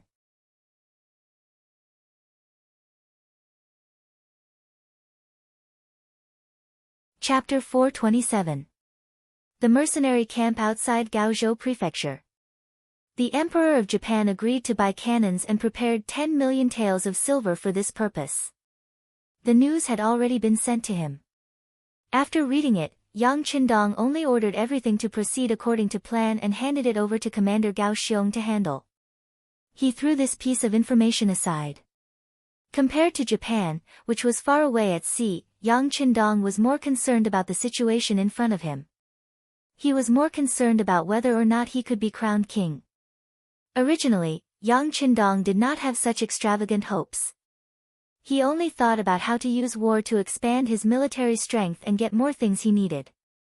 After all, if Leng Feng wanted to develop, it would not be possible without a sufficient population base. He did not want to use outsiders and trusted the Han people more, so he could only set his sights on the Great Ming. Facts had also proven that war was indeed the best way to test the strength of an army. At the same time, it was also the best opportunity to expand the army. He had obtained so many soldiers and taels of silver just by wiping out a motley crew of yellow bandits with only a few 100,000 people. This made Yang Qindong see the benefits that war could bring to him. However, he did not expect that the situation in Yunnan was so critical that Ingzong Qizhen threw aside the laws of the ancestors and gave Marquis Shiping the title of King of Shiping. One should not underestimate this title of king with a different surname.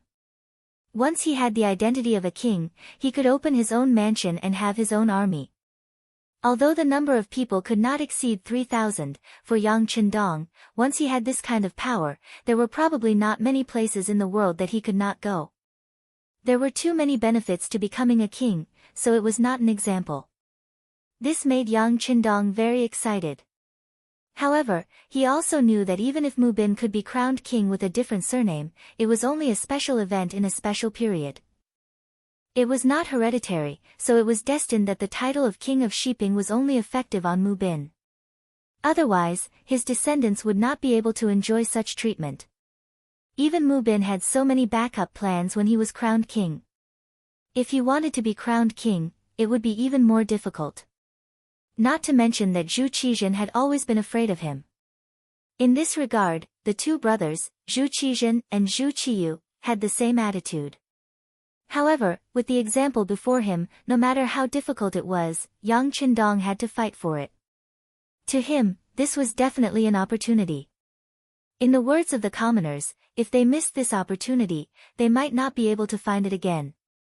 With this goal in mind, when Kuang Yi came to visit him, he mentioned that he was very envious of Kuang Yi being conferred the title of king. At the same time, he pretended to be seriously ill in order to increase the chances of this matter becoming a reality. Of course, if he really wanted Zhu Qizhen to relent, just doing this was not enough. In other words, the more complicated the situation on the battlefield was, the more danger the Southern Ming Empire was in, and the higher the chances of success would be. Therefore, during these days, Yang Qindong had been paying attention to the movement of Prince of Min's faction. After waiting for days and nights, they finally made a move. The Miao people were the first to react. This time, the Prince of Min's faction was able to defeat the Southern Ming army and progress at lightning speed. The Miao people's help was completely inseparable. It was because of the Miao family's courage to fight, kill, and charge that the Southern Ming army was defeated and lost a large amount of territory and land in a very short period of time. At that time, there was no such thing as 56 ethnic groups being one family. As a minority, they were often limited from birth. Their birth meant that they would not have much success in their lives. Things like being high up in the imperial court, that was something that they did not even want to think about. As a result, each generation was worse than the previous generation. In addition to the bad living environment, the lives of the Miao people were getting worse day by day. It was not until Zhu Qizhan established the Southern Ming dynasty in Nanjing that he increased taxes in order to achieve his goal of recuperating faster. This made the Miao people, who did not have a good life to begin with, live an abyss of suffering under the heavy burden. Wherever there was oppression, there would be resistance. Just as the Miao family was suffering, the Prince of Min's messenger came and promised many benefits, which made some of the leaders of the Miao family tempted. After that, they started the war. When they left their hometown and went all the way to Guangdong, they finally knew what was called wealth. In comparison, it seemed that their previous lives were too poor. Under sudden wealth, it would often make a person dizzy and change their way of doing things. This was the case for the Miao army. They didn't have to spend much effort to take down a few cities. After grabbing a lot of good things, the greed in their hearts couldn't be suppressed. Gradually, they started to like the feeling of looting. The main force of the Prince of Min's faction was still digesting the cities in their hands and constantly recruiting soldiers to consolidate their strength. When the Jiaoji army was taking down cities, they did not forget to transfer good things and some people to their own country. Only the Miao army did not care about cities and did not think about conquering the world. They were more interested in the benefits in front of them. It could be said that they were short-sighted or unambitious. In short, they were the fiercest when it came to attacking cities. Often, after taking down a city, they would loot for a few days. Then, they would leave the city and move on to a new target, continuing the pace of attacking cities. As they looted and moved, it was the Miao family, who had the least number of people, that caused the most damage. In less than a month, they had destroyed more than a dozen cities and state capitals, and the number of people affected by the disaster had reached more than 1 million. The Miao army, which was divided into several groups, was like a swarm of locusts. Wherever they went, the crops would be destroyed and the people would be displaced. Supposedly, the south of the Great Ming dynasty had not experienced any wars for many years. The people were still rich. If it were other armies that came here, it would not be difficult to raise military provisions. However, the bad thing was that the people who came were Miao people. Not only did they snatch food, money, and women, they also burned the things that they could not eat. It was as if they were venting their poor lives over the years. Such actions naturally caused the number of victims in Yunnan, Guangxi, and Guangdong provinces to increase. Later on, when many people found out about the Miao army's actions, they did not wait for the Miao army to attack and left their homes with their families. Although people were not willing to leave the hometown that they had lived in for a long time, compared to being able to live, more people chose to leave home. Only a portion of the elderly, who were old and had bad legs, chose to stay. They looked like they would die in their hometown even if they died. The disaster of the Miao army was not inferior to the disaster of the Great Ming dynasty. This point was quickly reached and was publicly announced in the main hall of the Southern Ming dynasty. Wang Zhe and a few other senior officials also wrote to the emperor, requesting that the emperor send troops to deal with the Miao army to save the people from this disaster. Some of these people were sincerely loyal to the country, and some were because their ancestral homes were in the three provinces. Among them, there were some officials who were unlucky.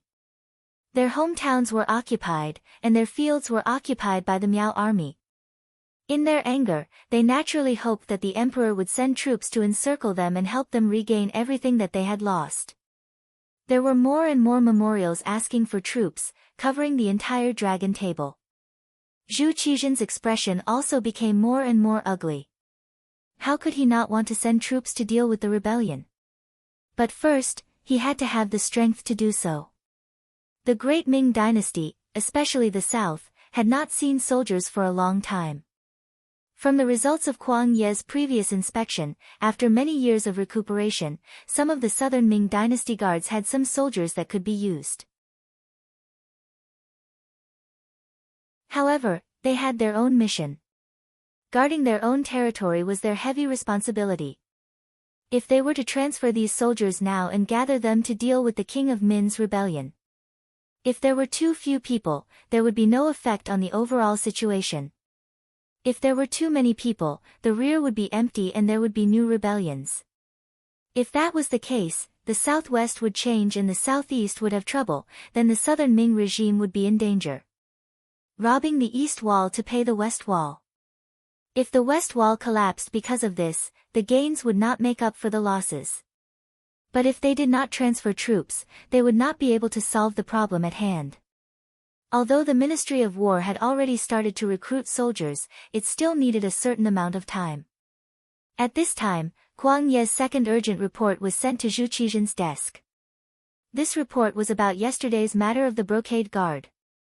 After Wei Guang committed suicide, it emphasized that Yang Qindong was poisoned and that it was important to send troops to learn from Mu Bin and be crowned king. Trash, a bunch of trash. In the throne room, Zhu Qizhen, who had read the report, raised his hand and threw the urgent report to the head eunuch Chao Jixiang, who was serving him. Your Majesty, please calm down. Take care of your dragon body. Chao Jixiang still didn't know what had happened, so he knelt down on the ground with a frightened look. Calm down, calm down. Every day, you only know how to calm down my anger. But you have to do something that makes me happy. That Wei Guang, not only did he fail to kill Mu Bin, but he also admitted everything. Not only did he cause me to be labeled as a meritorious official, but now he wants the throne from me. Tell me, should I give it to him or not? Zhu Qizhen, whose face was livid, roared and stared at Chao Jixiang to express his dissatisfaction. Chao Jixiang's face instantly paled. Your Majesty, does Yang Qindong want to be crowned king? Who else could it be other than him? Zhu Qizhen's voice implied this fact. That won't do. Hearing this, Chao Jixiang's eyes kept darting around as he spoke. Hearing Chao Jixiang say no, Zhu Qizhen became interested. My dear minister, why do you say no? Chao Jixiang, who was kneeling on the ground, quickly crawled forward and came to Zhu Qizhen's feet.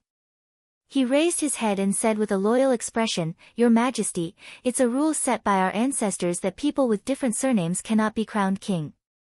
King Shiping is an exception, but it turns out that it's not very useful to be crowned king with different surnames. Moreover, if we give it to whoever wants it, the world will be in chaos. Once the world is at peace, how will we deal with them? I'm afraid we can't get rid of them.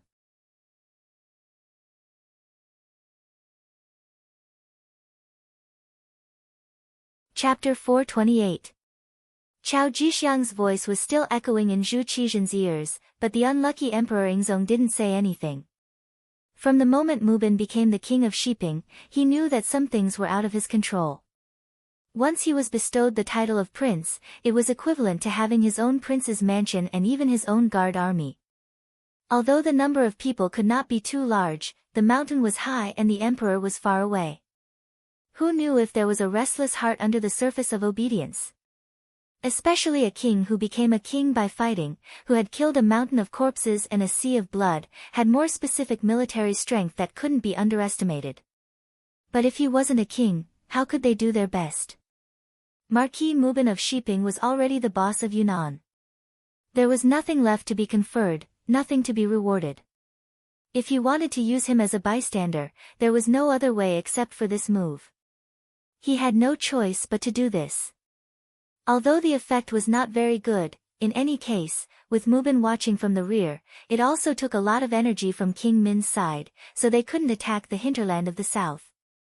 A king's title only played a role of restraint. Zhu Qizhen was a little dissatisfied in his heart, but what could he do? He was the emperor, the son of heaven, but if he didn't have enough strength, how many people would listen to him? For the emperor, being a king for the sake of fighting was tantamount to giving away part of his power, which might be regarded as a disgrace. At the very least, none of his ancestors had ever done such a thing. But it was still better than being forced to perish. If he persisted for the sake of face and finally let King Min's side come to Nanjing, at that time, he would really be a sinner of the Zhu family, and he would have no face to see his ancestors. Thinking that the current situation was so erosive and difficult, Zhu Qizhen began to seriously consider what Kuang Yi said about Yang Qindong's proposal. "My dear minister, how is Duke Zhongdan's health? Also, I asked you to find a way to contact the mercenaries. Is there any progress?" When these things were mentioned, Chao Jixiang's face became very ugly. He, who was originally clamoring that he couldn't be conferred the title of king, quickly lowered his head and said, "Your Majesty, please calm down. This subject is incompetent." Chao Jixiang couldn't be blamed for saying that. Whether it was Yang Qindong or the mercenaries, the embroidered uniform guard hadn't made any progress in such a long time. Needless to say, the mercenaries had perfect military discipline. Furthermore, the soldiers who were qualified to serve in Crimson City had all been seriously tested in terms of loyalty. In addition, they did not go out on their own, so it was even more difficult for outsiders to find out about them. Even though the embroidered uniform guards seemed to be everywhere, they were unable to do anything in the face of such a disciplined army. Naturally, it was difficult for them to achieve any results. As for Yang Qindong's place, it was heavily guarded. Even the auxiliary troops could not get close. Only the elite cold vanguard, who had gone through many trials and tribulations, had the right to guard outside. Not to mention, there were also the first and second guards, the elites of the elites. Under such heavy protection, it was as difficult as ascending to the heavens to investigate Yang Qindong's condition. The embroidered uniform guard had sent out many people, but most of them returned empty-handed. On the contrary, quite a few of them had gone missing. Chao Jixiang's words of incompetence expressed his helplessness toward Yang Qindong and the mercenaries. His words enraged Zhu Qizhen once again. "Incompetent, incompetent. Do you not know what else to say other than this? Scram, scram. Yes, yes." Seeing that Zhu Qizhen was enraged again, Chao Jixiang, who knew that accompanying a monarch was like accompanying a tiger, immediately knelt and left. Zhu Qizhen was the emperor of the great Ming dynasty, second only to one and above all. He had inherited the legacy of his ancestors. But at the same time, he had also inherited his ancestors' temperament, which was capricious. Who knew if he would punish Chao Jixiang in a fit of rage? Chao Jixiang left the hall, and the other eunuchs lowered their heads, not daring to speak. Not long after, a heavy sigh filled the hall. No one knew what the so-called true dragon, the son of heaven, was thinking at this moment. Gaozhou Prefecture. The Minister of War, Kuang Yi, sent 2 urgent secret letters to Emperor Yingzong, but he did not receive any reply even after a long time. At this time, extremely bad news spread over.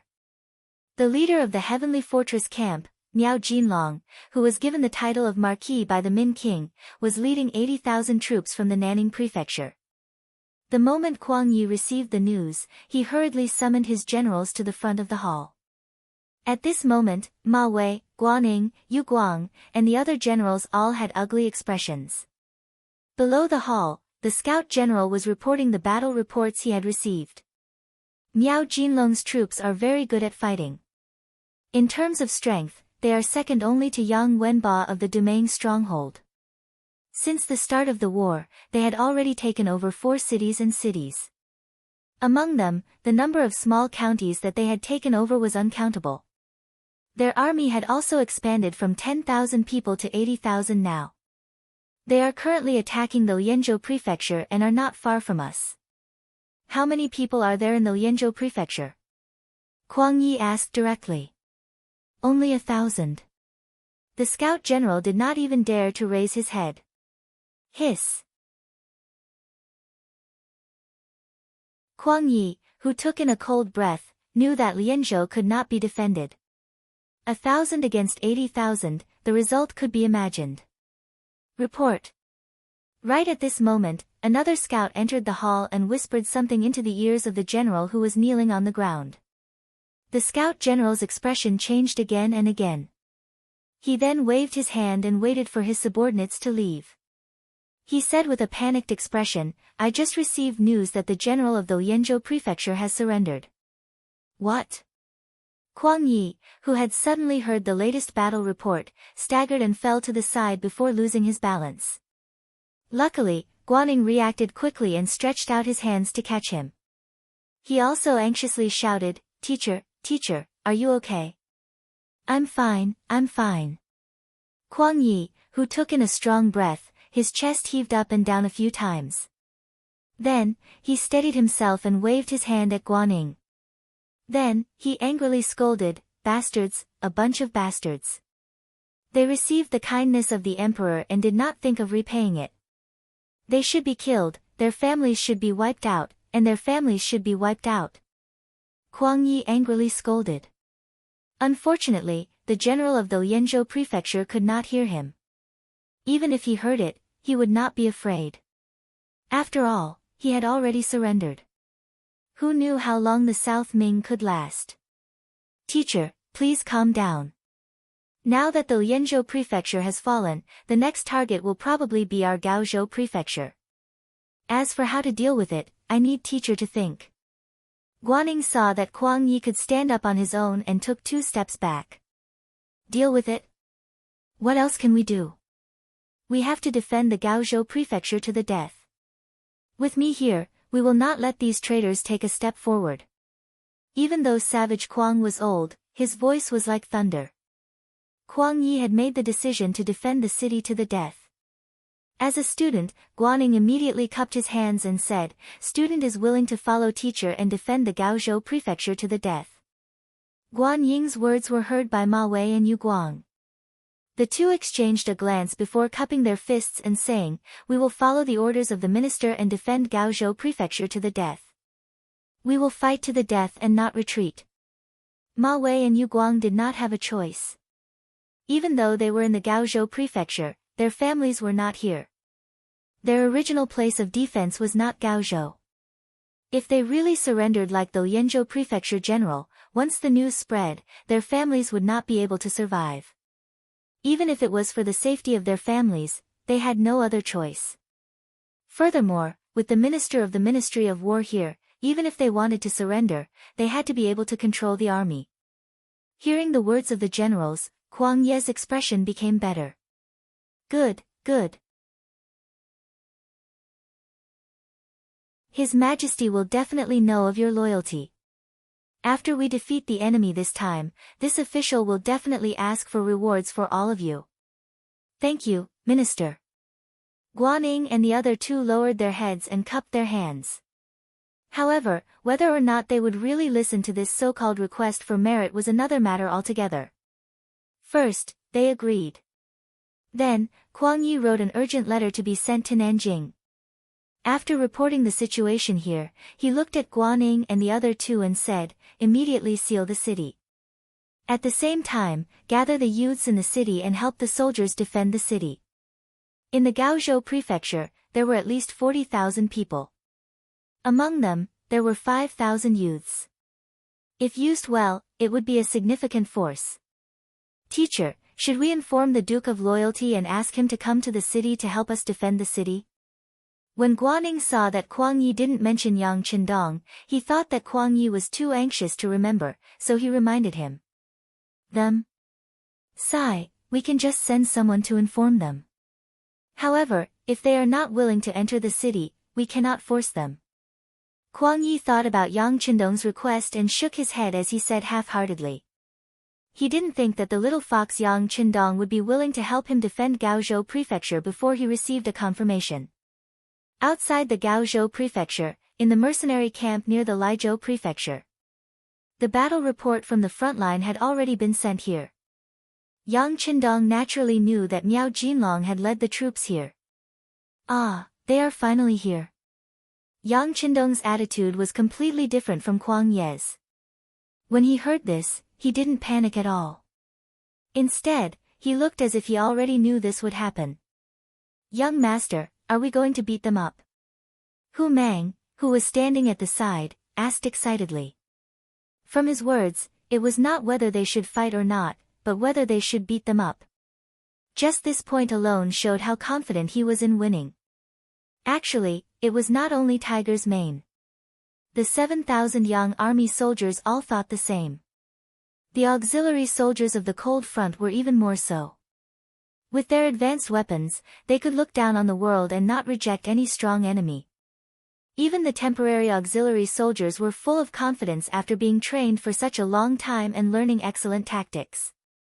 They only wanted to gain military merits in one battle and become an auxiliary soldier. They wanted to become a member of the elite Cold Vanguard as soon as possible and be envied by everyone.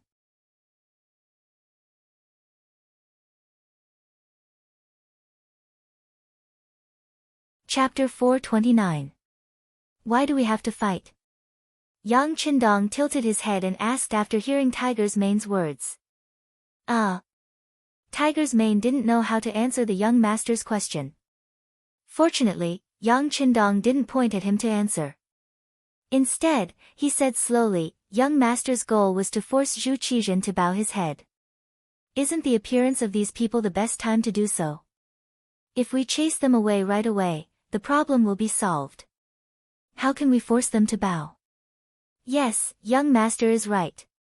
Tiger's Mane is too naive. Tiger's Mane was smart. After being pointed out by Yang Qindong, he understood everything and immediately replied. It's good that you know. Pass down the order. The camp will be in a defensive formation. Without orders, no one is allowed to leave the camp. Also, inform the logistics to prepare enough food and be prepared for a long standoff. Yang Qindong knew that Tiger's Mane wasn't the only one who wanted to send out troops. He was afraid that all the officers would have the same idea. Thus, he passed down the order. Once a real and effective military order was formed, Ling Feng, who prioritized obeying orders, knew what to do. Just as Yang Qindong was passing down the order, Guaning came to the camp as a representative of Nanming. He wanted to meet Yang Qindong and invite him to Gaozhou Prefecture to avoid trouble.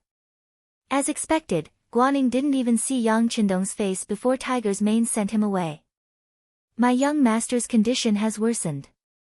He is not fit for any exercise. We appreciate Master Guan's kindness. We will stay here and guard the young master's body. When he recovers, we will leave." These words left Guaning speechless. He could only hope that after the Miao army arrived and failed to take down Gaozhou Prefecture, they would make an example out of these mercenaries. This way, they could just sit back and watch the tigers fight. Gaozhou Prefecture and Yang Qindong's troops had all made defensive preparations. 3 days later, Miao Jinlong's 80,000 soldiers finally appeared in the southwest. Miao Jinlong was from the Miao tribe and was born in a big family. He had practiced martial arts since he was young and was familiar with the art of war. He had also seen many instances of the Ming dynasty's army bullying the Miao people. He had always wanted to fight for the rights of the Miao people one day and hold his head high. However, the great Ming dynasty was too powerful. How could the Miao tribe, who had a weak population and territory, contend against them? He originally thought that this was just a childhood dream that he would never be able to realize in his lifetime. But who knew that the situation changed so quickly? The prosperous Great Ming dynasty was divided into two. Then the king of Min raised his army. Miao Jinlong, who had been waiting, knew that the opportunity had come. He rose in revolt and became the first group of people in the Miao tribe to support the king of Min. He expressed his stance early and took practical actions. After a while, he gained the favor of the king of Min Miao Jinlong, who was conferred the title of Marquis, led 10,000 Miao soldiers and was unstoppable. After winning every battle, the army grew stronger and stronger. Now, they had 80,000 soldiers and became a very important force in the king of Min's faction. Some things, if you don't do it, you won't know. Maybe it was because he had been trapped in the Miao tribe for a long time. Miao Jinlong had always thought highly of the Ming dynasty. However, along the way, he did not meet any opponents. Often, when the army arrived, the city would fall by itself. Countless gold, silver, treasures, land, and beauties were at his fingertips. He finally saw what was called a real life, what was called a life of enjoyment. He also saw how the Ming dynasty, which was praised by others, could not withstand a single blow. After experiencing more, his horizons were broadened. Naturally, his heart grew bigger. Just as the king of Min's main force was still consolidating and absorbing the fruits of victory, Miao Jinlong could no longer hold back. After asking for instructions, he led the 80,000 soldiers and started to sweep through the entire Guangdong. Attacking the Lianzhou prefecture was just the beginning. His goal was to enter Gaozhou, Laizhou, Guanghai guards, and the southwest of the Guangzhou prefecture from Lianzhou. He wanted to be the vanguard to cooperate with the king of Min's main force to attack the Guangzhou prefecture. Lianzhou won the battle and the Lianzhou general surrendered and opened the city. This seemed to be a good start. Miao Jinlong was overjoyed and led his troops to seize the city for a day. On the second day, he went straight to Gaozhou prefecture. In his eyes, Guang prefecture was the only place to rest. The other prefectures were just steps to wealth and power. It was because of this idea that when the troops arrived at the Gaozhou prefecture, he sent people as usual to persuade them to surrender. The people were sent out, but only corpses returned. Guaning was ordered to kill the messenger with an arrow. This is so infuriating. How dare you kill the messenger? Men, surround the city, attack the city. When Miao Jinlong saw the messenger's corpse, he could not help but be furious. He immediately ordered to prepare to attack the city. My king, please calm down. Just as the other generals in the tent were enraged and were about to fight to be the vanguard, a voice rang out in the tent. Then, a man dressed in a long gown and dressed like a scholar walked out from the ranks. Mr. Zhou. Seeing the person who walked out, Miao Jinlong furrowed his brows. Then, he relaxed and asked kindly, Mister, why are you stopping me from sending troops? It is for the good of my king and all the generals. The man called Mr. Zhou said in a neither servile nor overbearing manner. Mr. Zhou's original name was Zhou De. He was originally from Yunnan. Because he once offended a steward of the Marquis' sheeping house, he was stripped of his scholar status. In a fit of anger, he went to where the Miao people lived and married into their family, becoming the son-in-law of the Miao family. Because he was literate and knowledgeable, he was chosen by Miao Jinlong and kept by his side. Zhou De was worthy of being called a scholar.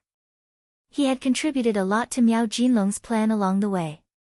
Even when the Min king sent people to contact them, he was the first to stand up and support them. Zhou De not only focused on attacking, but also on attacking the heart. It was because of this that when he attacked the Lianzhou house, he did not lose a single soldier and obtained a city. All of this made Miao Jinlong admire him. In addition, this person had been in the Miao family for 10 years and even had a few children. There was no problem with his loyalty and he was very trusted. When he saw that it was this person who stood out, he was not angry. Instead, he asked kindly. Let's hear it. Hearing that it was for his own good, Miao Jinlong asked with interest. Facing Miao Jinlong's amiable attitude and the angry expressions of the other generals, Zhou De was neither servile nor overbearing. With a calm expression, he said, My king, generals, you must remember that our ally in Guangdong, Huang Yuliang, was completely wiped out, right? Of course. Miao Jinlong nodded his head. Due to his identity, he had never met young Master Huang or even his messenger. However, he knew that they had an ally in Guangdong. It was because of this ally that they were able to reduce the pressure on them in Yunnan, allowing them to achieve great things. Then do you know why young Master Huang was defeated? Let me tell you, he was defeated by the Ming army in front of you. Zhou De said with a very firm tone. The reason he knew this was mainly because he was good at gathering information. He was not like the ordinary Miao soldiers who only knew how to fight and fight. There was such a thing. Miao Jinlong, who was originally curious about what Zhou De would say, could not help but change his expression when he heard this. He finally understood why Zhou De did not agree to him attacking the city. So what if there is? Miao Jinlong did not speak, but it did not mean that his generals were afraid of anything. Among them, General Zhang Xing said with a fearless tone. That only proves that young Master Huang is too weak. If it were our Miao soldiers, we would definitely make the southern Ming army cry for their parents on the battlefield and know how powerful we are. That's right, that's right. After the other generals heard Zhang Xing's words, they all agreed. During this period of time, they had dealt with and fought with the southern Ming army. However, the facts proved that this was just an army that looked strong on the outside but had ordinary combat strength. There was nothing to be afraid of. Huang Youyang's defeat was definitely due to his own lack of strength. No. You are all wrong. Faced with the unanimous opinion of so many generals, Zhou De refuted with the strength of a weak scholar. You all have only won a few battles, but you do not know that there is always someone stronger. Why don't you think about it? Since the Ming dynasty was able to conquer such a large country, how could they be weak? The reason why we aren't a match for them now is because our tempo is too fast. They weren't prepared and weren't able to adapt. However, once they are given enough time to deploy their troops, who can guarantee that we will continue to win? Not to mention, the ones who defeated young Master Huang weren't the Southern Ming Empire's army, but the most mysterious mercenaries that they spent a large sum of money to hire. Zhou De did indeed understand a lot. This was also related to the education he received. It was precisely because he had read more books that he naturally had more knowledge and had more considerations. For example, studying the opponent was something that must be done. Mercenary army? When the generals heard this new name for the first time, they all looked at each other with a puzzled expression. Zhou De did not expect them to understand anything. He only needed to tell them what he knew. As for what to do next, whether or not they had to continue attacking the city, it was not something that he could decide. Yes, it is the mercenary army. It was this army that once saved the life of the Southern Ming Emperor, Yingzong's life on the battlefield. It was also this army that defeated the Walla cavalry that wanted to enter the capital of Baiming. It was also this army that defeated young Master Huang, who was very influential in Guangdong. These are their achievements after they made their debut. He spoke truthfully about everything that he knew. Then, Zhou De continued, if we want to attack the city, we will definitely not be able to avoid them. How much confidence do we have? As for where to go, I ask my king and the generals to discuss this.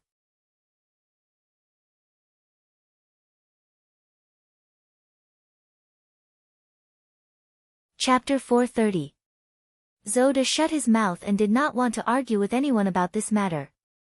He was originally a Han Chinese, but because he was treated unfairly and could not survive, he came to the Miao tribe and became the son-in-law of the Miao tribe. A person like him actually had a very low social status. He couldn't even be considered the head of a family. How many people would think highly of him?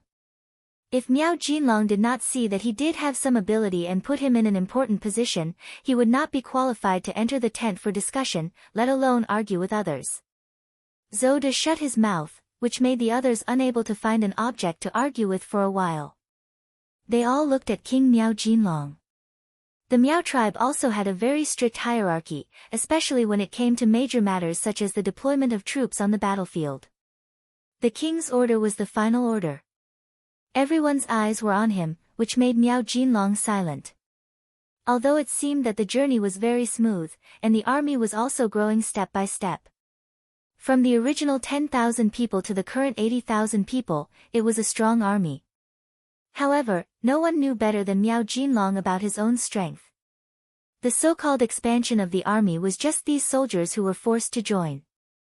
Most of them joined the army to fill their stomachs, unlike the Miao family that he led in the beginning. They were born to conquer the world and be proud of the heroes. They did not even have a goal. Such an army could only fight a smooth battle. Once they encountered a tough opponent, they were likely to be heavily injured or even defeated. It was possible that they could lose their lives. The great Ming dynasty could occupy the world until now. If it was said that they did not have a capable army, even Miao Jinlong himself would not believe it. Just like now, didn't they encounter one? A head-on clash was far from what he wanted to see. Where there were people, there would be underworld. This saying was also applicable in the army. For any organization, no matter what the intention was, as long as time passed, factions would appear. It was something that could not be stopped. Unless the system was very strict, if there was a great soul leading the army, these problems could be suppressed. Just like the King of Min's faction now. Everyone treated the King of Min as the core, but it was undeniable that which general did not have their own thoughts. If you want to be respected by others, if you want to share the benefits, the prerequisite is to have enough strength. Only then will others respect you, value you, and not neglect you.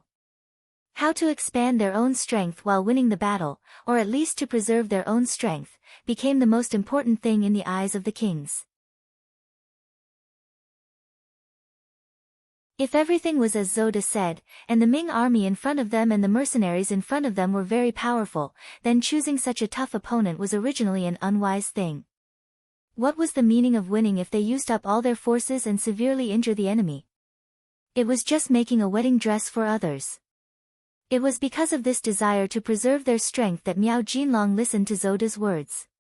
He then said to the generals looking at him, "Forget it, since the Ming army in front of us is not so easy to deal with, we do not need to make too many sacrifices.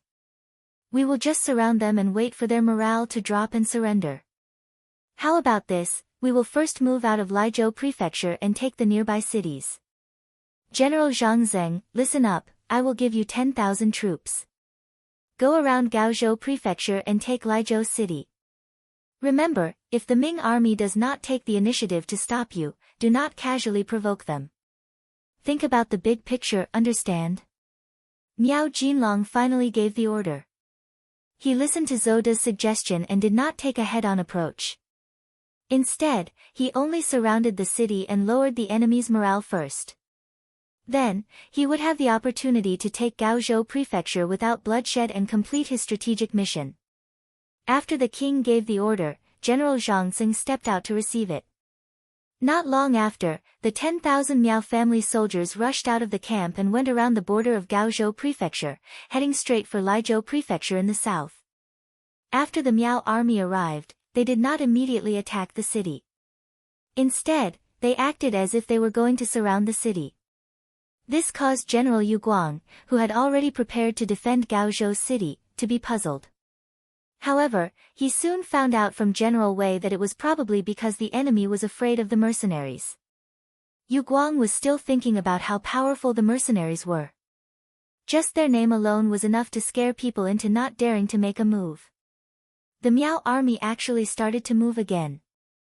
They went straight from Gaozhou Prefecture to the mercenaries' camp 5 li south. Don't tell me they want to attack the mercenaries first. But it seems like they only have 10,000 troops. Is that even useful? The deputy general beside Yu Guang voiced out his doubts while revealing an expression of disbelief. Idiot, they are probably going to attack Laizhou Prefecture. Yu Guang glared at the deputy general beside him with an expression that said, "You are really stupid."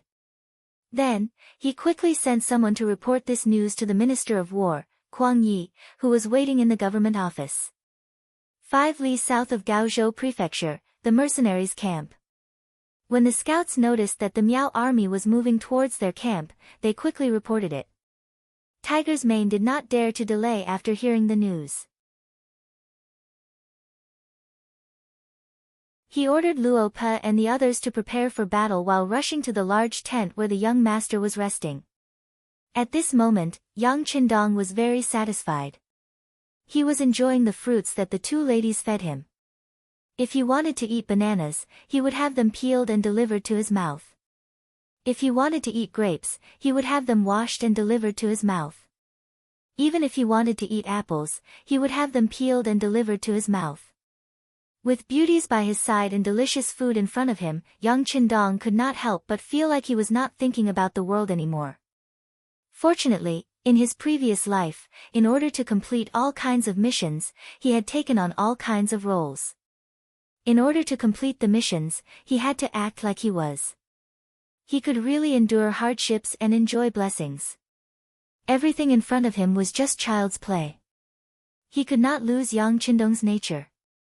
Outside the large tent, hurried footsteps could be heard, followed by Tiger's Mane's anxious voice. "Young master, the Miao army is moving. They are rushing towards our direction." Although his voice was a little hurried, he was not panicked.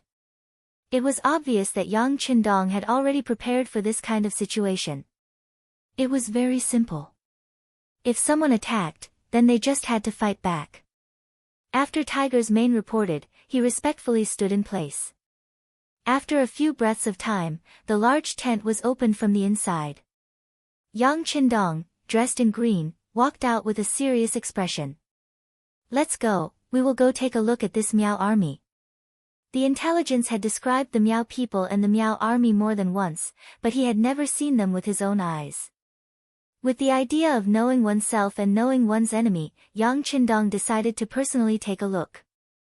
The Miao army was indeed heading straight for the mercenaries' camp. When they were only 2 li away, they suddenly turned and passed by. This obviously provocative action caused many of the cold vanguard soldiers who had already gripped their spears to glare angrily. Some of the soldiers even turned their heads to look at the platoon leaders and company commanders beside them. Their intention to fight was very obvious. Ever since the mercenaries were established, they had shocked the world with a single brilliant feat. What the people of the Great Ming dynasty knew was that they first saved Emperor Yingzong on the battlefield, then defeated Walla's elite cavalry, then fought bravely against the Huang bandits and quelled the rebellion in Guangdong. Each and every one of them had the aura of being invincible the moment Ling Feng was unleashed. How could such a proud army allow others to provoke them? Keep your eyes on the target. Without orders, no one is to act rashly. Otherwise, prepare to retire early. The company commanders and platoon leaders who were being stared at by those cold gazes naturally felt the pressure. They were extremely dissatisfied, but it was the duty of a soldier to obey orders. This was especially true for those who joined the cold front. Obeying orders was an extremely important task for them. Even if there were no orders from above, they could not evade the enemy's spear even if it pierced their chest. This was the most basic requirement to become an iron army, a strong army. Without orders to attack, the cold front, including some of the auxiliary soldiers who were ready for the second attack, could only watch as the 10,000-strong Miao army brushed past them. Speaking of which, the distance between the two sides was only about 300 meters. Those with good eyesight could even see the facial features of the other side. Therefore, they could see the mocking gazes of the Miao soldiers. "General, it seems like these so-called mercenaries are nothing more than this. We are already so close to them, but I don't see a single brave soldier daring to rush out of the camp to find trouble with us. It seems like they don't live up to their name." Some of the junior leaders in the Miao army gathered together and laughed. General Zhang Zheng, who was riding on a horse and walking in the middle of the group, also laughed when he heard the discussion of his subordinates. "That's right, they don't even have the courage to walk out of the camp. In my eyes, they are just a bunch of cowards. Once we take down Liezhou Prefecture, I will naturally tell the king to start with these mercenaries. Ha ha ha, I want to see what that scholar Zhou has to say when the time comes." "General, you're wise." The group of junior leaders hurriedly flattered. Following that, the 10,000-strong Miao soldiers walked past the mercenaries' camp with high morale. Each of them seemed to walk with their heads held high, as if they were extremely arrogant. "Young master, it seems like they don't have any intentions of attacking us. They are going to Liezhou Prefecture. However, there is no one there. The city is also empty. What are they going to do there? Hu Mang watched as the 10,000 Miao soldiers walked past the front of the military camp. After walking for 2 hours in a grandiose manner, he saw through their purpose.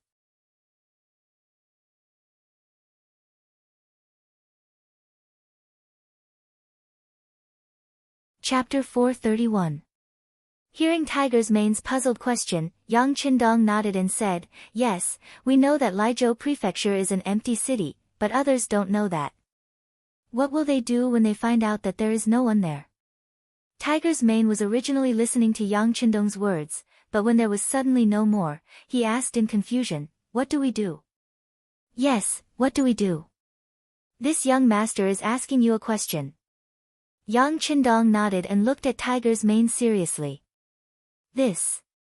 Tiger's Mane saw that Yang Qindong was testing him, so he quickly racked his brains. However, perhaps because of the suddenness of the situation, or perhaps because of his nervousness, he couldn't come up with a reason. He could only stammer, "Young master, Tiger's Mane is slow-witted, he doesn't know what will happen next." Sigh. A long sigh with disappointment in his eyes. Tiger's Mane was good at everything, but he was used to relying on himself. How could he be entrusted with important tasks in the future? The good thing was that he liked Tiger's loyalty and complete obedience to orders.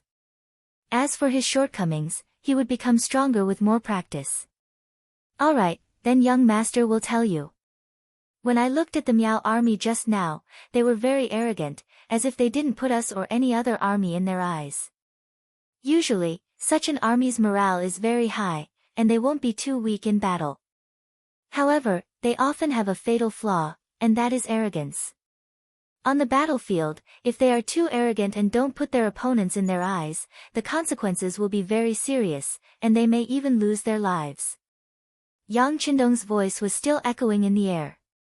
Tiger's Mane, Beta Persei, Luo Pa, and the other regiment and battalion officers all had a thoughtful expression on their faces. They also seemed to be wondering if their own army was too arrogant. Would they also make the mistake of underestimating the enemy? Seeing that everyone was deep in thought, Yang Qindong's eyes revealed a satisfied expression. It was almost impossible for an army to remain undefeated for its entire life. There were too many factors involved, such as morale, willpower, advanced weapons, whether the commanding general gave the correct orders, whether the soldiers were united, whether they were brave, whether they dared to risk their lives on the battlefield, and even factors such as the right time, location, people, whether they had a good reason for their actions, whether they were righteous, whether the army had a soul, whether the soldiers had faith, whether the soldiers were of the same mind. And so on and so forth. It could be said that victory in this war was not determined by who had more people or whose weapons were more advanced. It was just like during the war's war, of course. Our armies is main was main was main's main. This was his main was main. The cold front had too many advantages.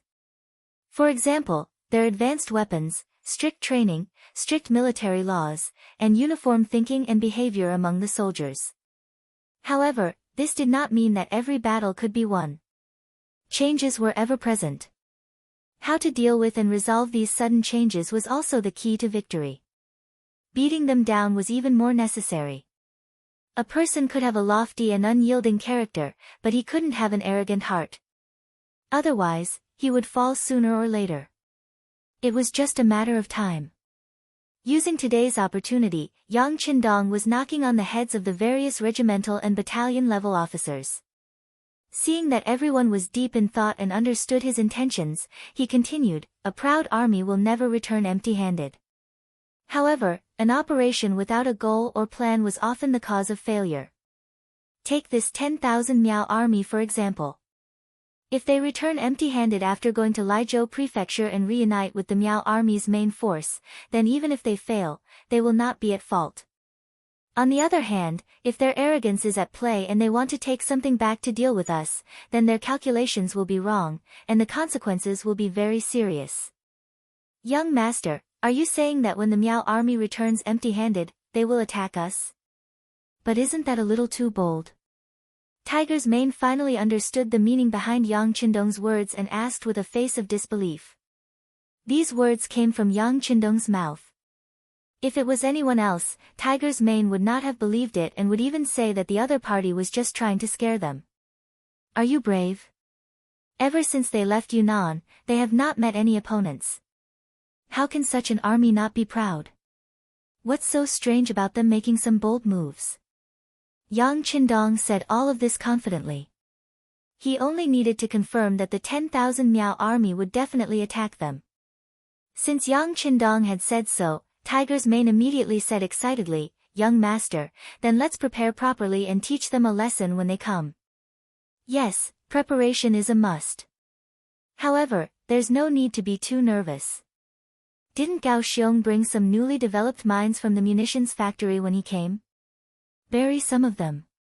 If they dare to come, let them know what it means to scatter flowers from heaven.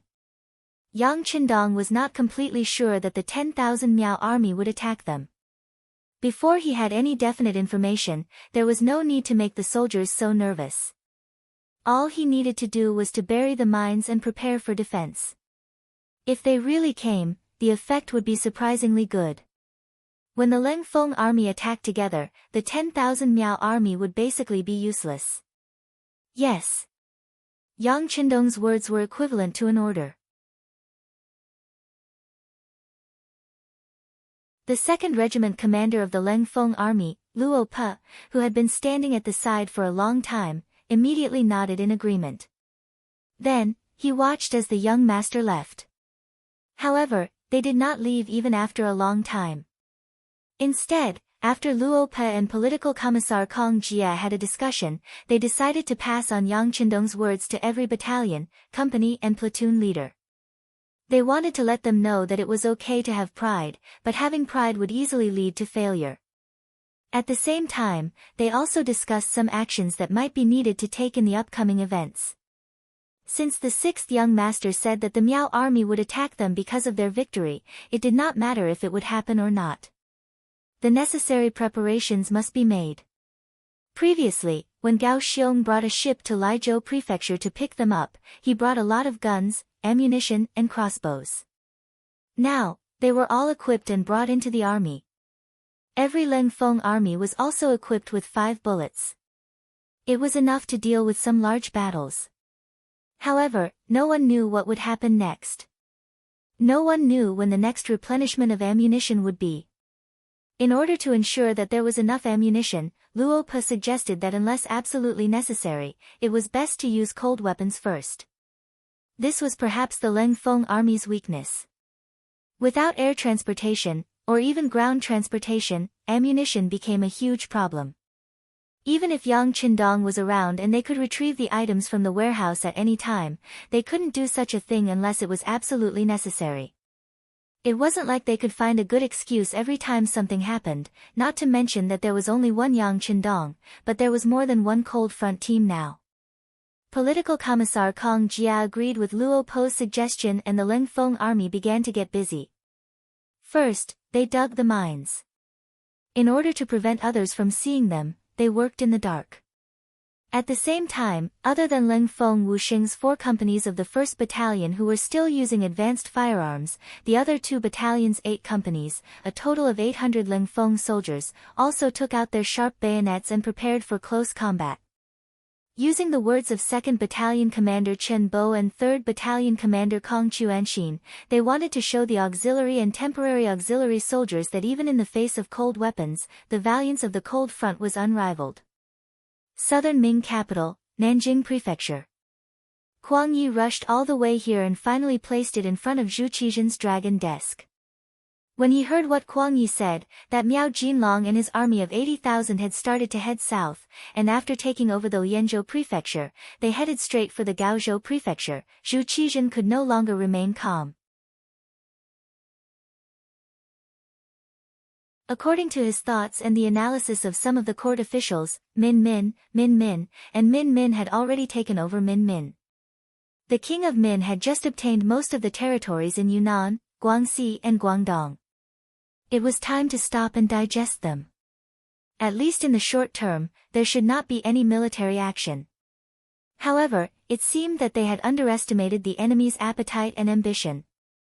In the court, when the officials heard the news, they all panicked.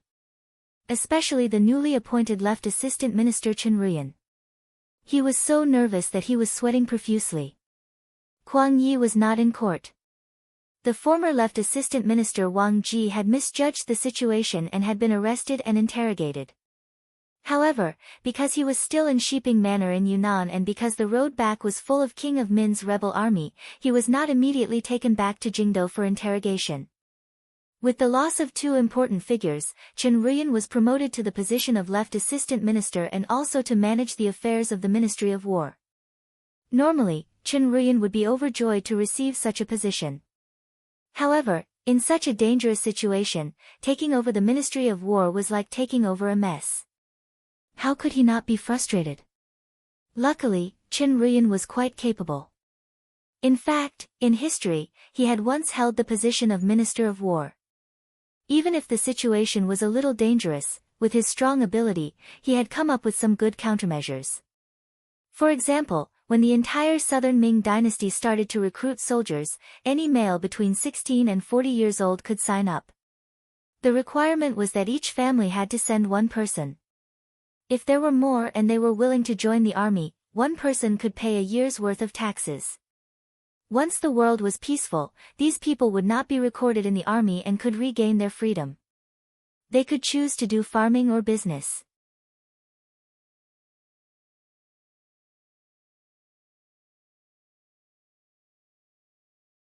Chapter 432.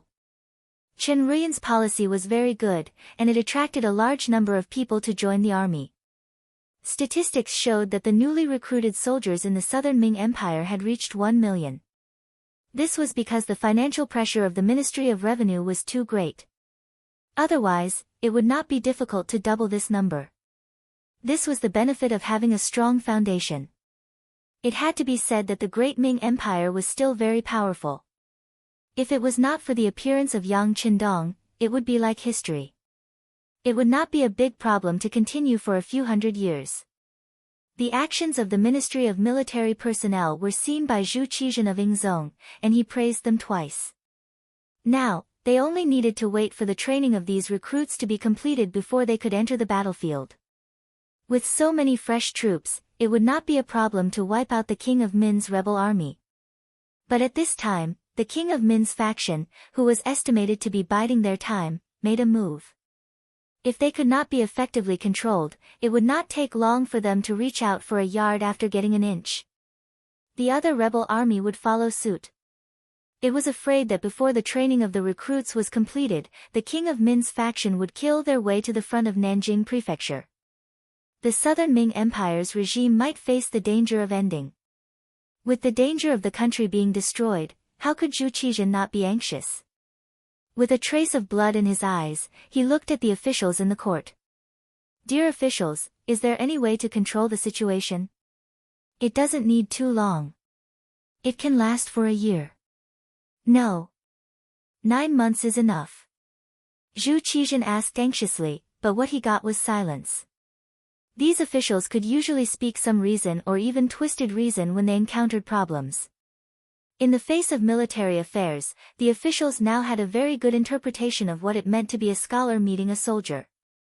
In the face of the King of Min's faction who did not talk reason at all, it seemed that any method was useless. Just like 2 days ago, the Minister of Rights, Lu De, had proposed that they should first negotiate with the King of Min. Of course, this kind of negotiation was fake. The real thing was to stabilize the situation and delay time. Although this policy made Zhu Qizhen somewhat unhappy, considering that it could maintain the situation and buy more time to prepare, he gritted his teeth and agreed.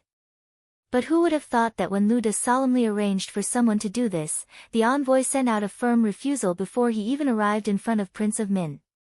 Under such favorable circumstances, with the cooperation of Jiaozhi and Miao Jun, only a fool would agree to sit down and negotiate with the southern Ming Empire. The standard of negotiation was that everyone's strength was equal, and no one could do anything to the other. only then could such a method be used. When one party's power was too great, it would be difficult to negotiate. It was precisely because the method had already been tried that all of the officials shut their mouths, looking as if they were unable to come up with a solution. In fact, it wasn't that there was no way. At least, there were two paths in front of Zhu Qizhen. First, they had to take the initiative to submit to Baiming, and then cede a few provinces in a peaceful situation. This way, they would be able to obtain the help of Zhu Qiyu, the acting head of Baiming. Then he could borrow troops to destroy the King of Min's faction. Second, they had to agree to Kuang Ye's condition of giving Yang Qindong the throne.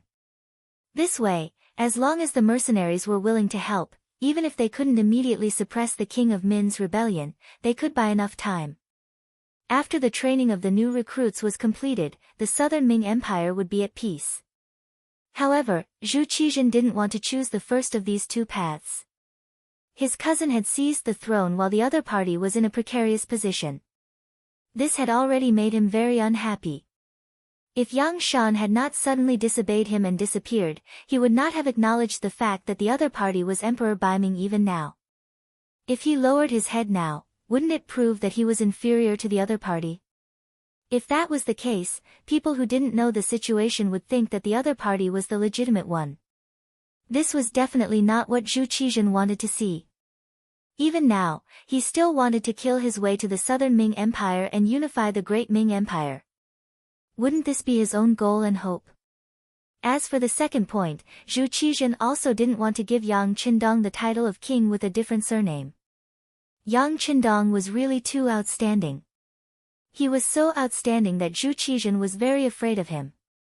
If taking the first path was to end one's own future goal, then choosing the second path was to end one's own grave. Yang Qindong was only 21 years old and he was already given the title of king with a different surname. If he still needed him in the future, how would he reward him? Could it be that he had to give up the throne? Moreover, once he was given the title of king with a different surname, it would easily create a situation where he couldn't get rid of his subordinates. If he wanted to solve this problem in the future, he didn't know how much he would have to pay. As for what the genie guards said about Yang Qindong's poor health and being poisoned, Zhu Qizhen didn't dare to fully believe it. Yang Qindong had given him too many surprises, so it was reasonable that he couldn't fully believe it. This led to the gathering of the ministers, wanting to see if any of them could come up with a better idea. But now, Zhu Qizhen was somewhat disappointed. Incompetent, incompetent. He cursed in his heart. Zhu Qizhen had to choose the lesser of two evils. It was time for him to make a decision. In the end, his heart was biased toward the second choice. Forget it, end the court. The 6 ministers and the imperial censor stay behind to discuss matters in the side hall. Zhu Qizhen called the several important officials to the side hall. Naturally, there was only one matter, and that was to discuss the matter of giving Yang Qindong the title of king. Since no one could think of a better idea, they could only consider this matter. Fortunately, Mu Bin had been given the title of king with a different surname before. This wasn't the first time he had done such a thing. In other words, it wasn't the first time he had lost face. So what if it happened again? Those who could become important officials were all quick-witted and good at reading people's expressions. Otherwise, they wouldn't have been able to keep their positions. When Zhu Qizhen summoned them, they all guessed the emperor's intention. So when they entered the side hall, they all lowered their heads and didn't speak. Obviously, no one wanted to mention this matter first to avoid tarnishing their reputation. Cough. Sitting on the golden dragon throne, Zhu Qizhen's expression was a bit ugly. Seeing that no one spoke, he coughed lightly to attract everyone's attention. But in the eyes of the ministers who had weathered countless storms, this was completely useless. Even the left assistant minister of the Bureau of Military Personnel, Chen Ruyan, who represented Kuang Yi, lowered his head in silence. It was as if there was a beautiful scenery under his feet. He couldn't move his eyes or raise them at all. Seeing everyone's reaction, Zhu Qizhen was displeased. Although he knew that whoever spoke of this matter would be looked down upon in the history books, someone had to do it. Could it be that he, the emperor, had to do it himself? Did he think that what he did in the history books wasn't shameful enough? The emperor was the emperor. Since the officials didn't take the initiative to speak, he would call them out one by one. He thought, "You forced me to do this." When Zhu Qizhen spoke, the first person he called out was the Minister of History, Chen Sun. "Beloved official Chen, as the Minister of Personnel, you should have a reputation for discerning people. Is there any way to resolve the current situation?" Since ancient times, the Ministry of Personnel had a saying that officials were one level higher than officials. As the Minister of Personnel, who was in charge of the promotion, evaluation, and recommendation of officials, he was often described as the heavenly official of the Ministry of Personnel. Usually, as long as he had enough experience, he would be the leader of the officials. Immediately calling out Chen Sun's name showed that he didn't have any intention of picking on the weak. He was really forcing everyone to state their position. Especially when he said that he had a reputation for discerning people, Chen Sun couldn't refuse. This also made Minister Chen, who was standing there, suffer. Although Zhu Qizhen's words were gentle, if one carefully thought about the meaning behind them, as long as one wasn't a fool, one could sense the threat. Perhaps Zhu Qizhen was giving the officials a choice. Either they said what he wanted to say, or they could only accept some infamy. Or they could take it head-on and be prepared to lose their position. One was fame, and the other was benefits. They had to choose one. They couldn't take all the benefits.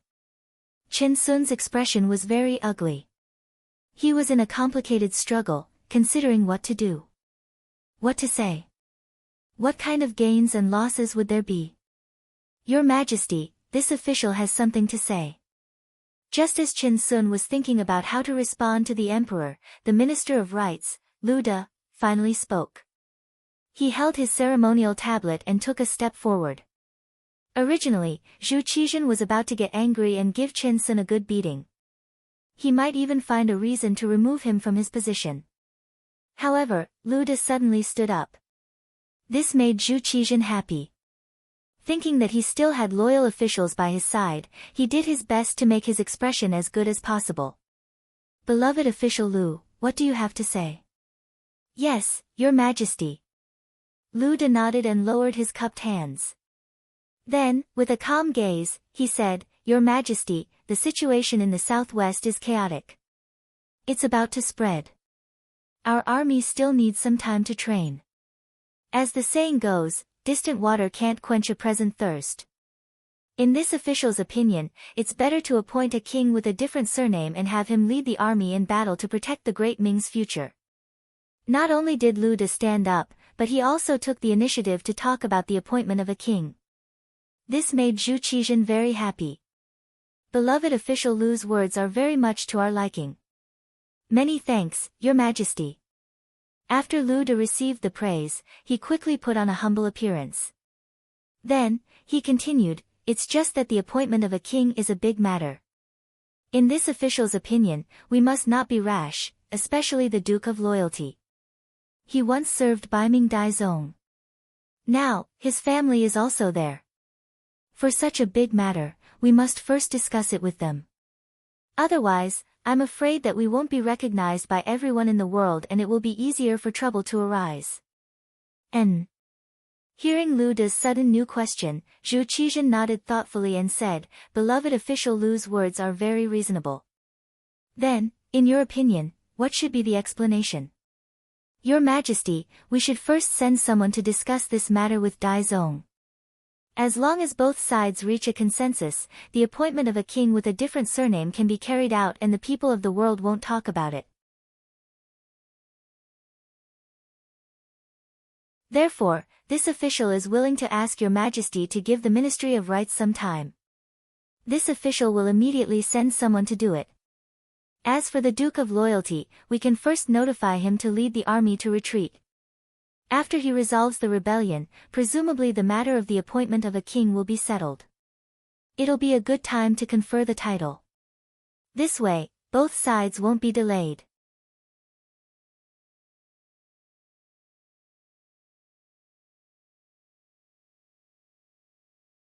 Chapter 433. It was as if Luda had already thought of a countermeasure. As he spoke without hesitation.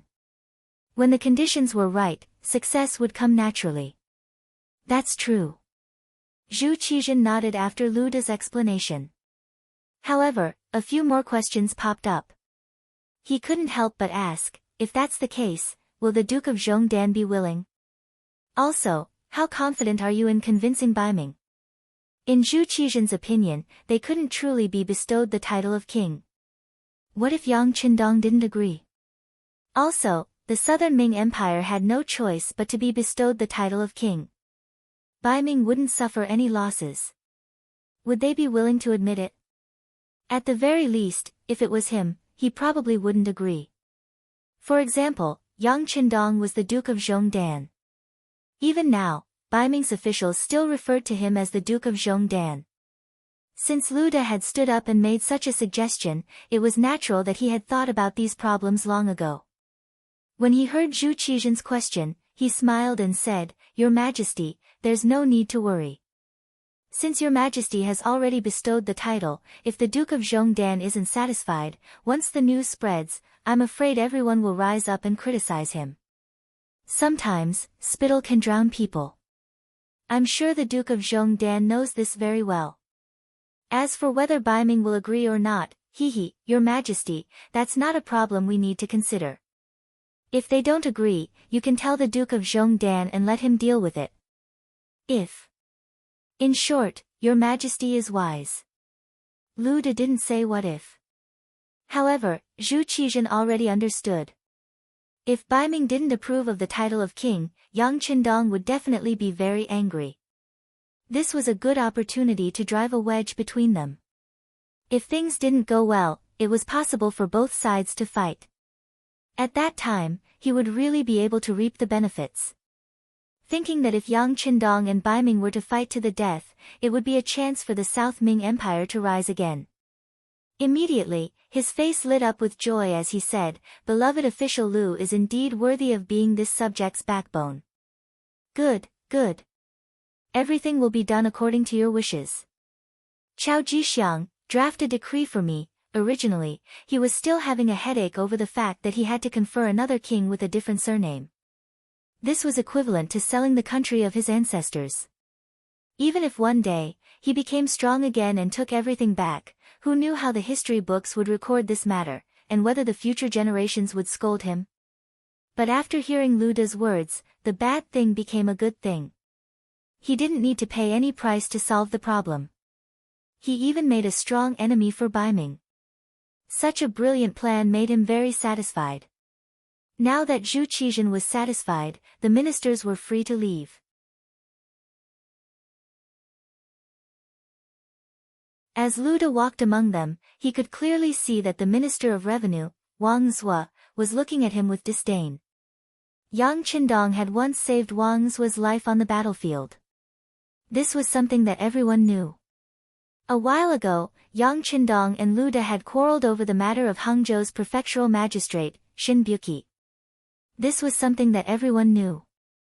Just from this aspect alone, the two of them already disliked each other. However, this was not the main problem. The main problem was that Luda's words today were clearly plotting against Yang Qindong. Even though there were only a few important ministers present, today's conversation would definitely be recorded in the history books. Presumably, Zhu Qizhen would be the first to speak of this matter, so as to prevent the future generations from placing such a scheme on him. In this way, the matter of Luda plotting against Yang Qindong would naturally be spread soon. At that time, given the personality of the Duke of Loyalty and Courage, would he forgive Luda?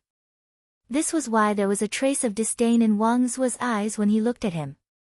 In his opinion, if he wanted to use Yang Qindong, he should use him well. He should use his emotions and reason with him. There was no need to worry that he would not do his best for the imperial court and the South Ming Empire. After all, from Wang Zhua's point of view, Yang Qindong was still a minister of the great Ming Empire. It was just a coincidence that he met the mercenaries. However, if he was plotted against like this, it would be a different story.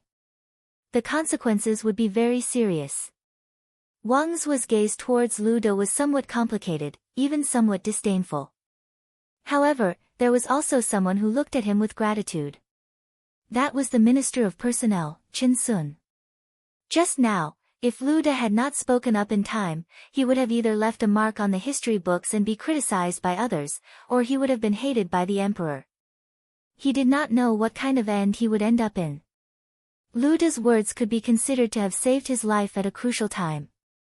Thank you, Brother Lu. Qin Sun clasped his hands gratefully. While he was speaking, the Minister of Justice, Xiao Chua, and the Minister of Works, Jiang Yuan, also walked over. Lu De knew how to conduct himself. Among the 6 ministers, he had united 3 of them. They were Qin Sun, Xiao Chua, and Jiang Yuan. Originally, he wanted to pull Imperial Censor Shang Lu into their camp. However, the position of Imperial Censor was too important. He had the responsibility of supervising hundreds of officials. Such a position meant that he could not participate in other people's camps. Otherwise, he would definitely be suspected by the emperor. He would not be far from being dismissed or even punished.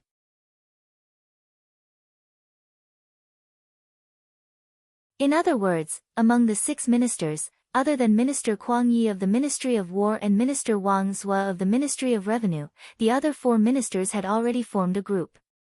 Coincidentally, these 4 ministers did not have any close relationship with Yang Qindong. On the contrary, because of Lu De, there was some estrangement between them. Everyone saw what happened just now. Xiao Chua and Jiang Yuan saw how Lu De spoke up to save Qin Sun at the crucial moment. They admired Lu De for being fearless and not caring about his reputation. Now, they walked over to express their goodwill. Lu De naturally noticed the approach of these 2 people and immediately had a plan in mind. He chuckled and said, "Brother Qin, what are you talking about? We are originally one. It can be said that when one person's glory, everyone's glory. When one person's loss, everyone's loss. This is what I should do." Good, well said. Xiao Chua and Jiang Yuan could not help but nod to express their appreciation.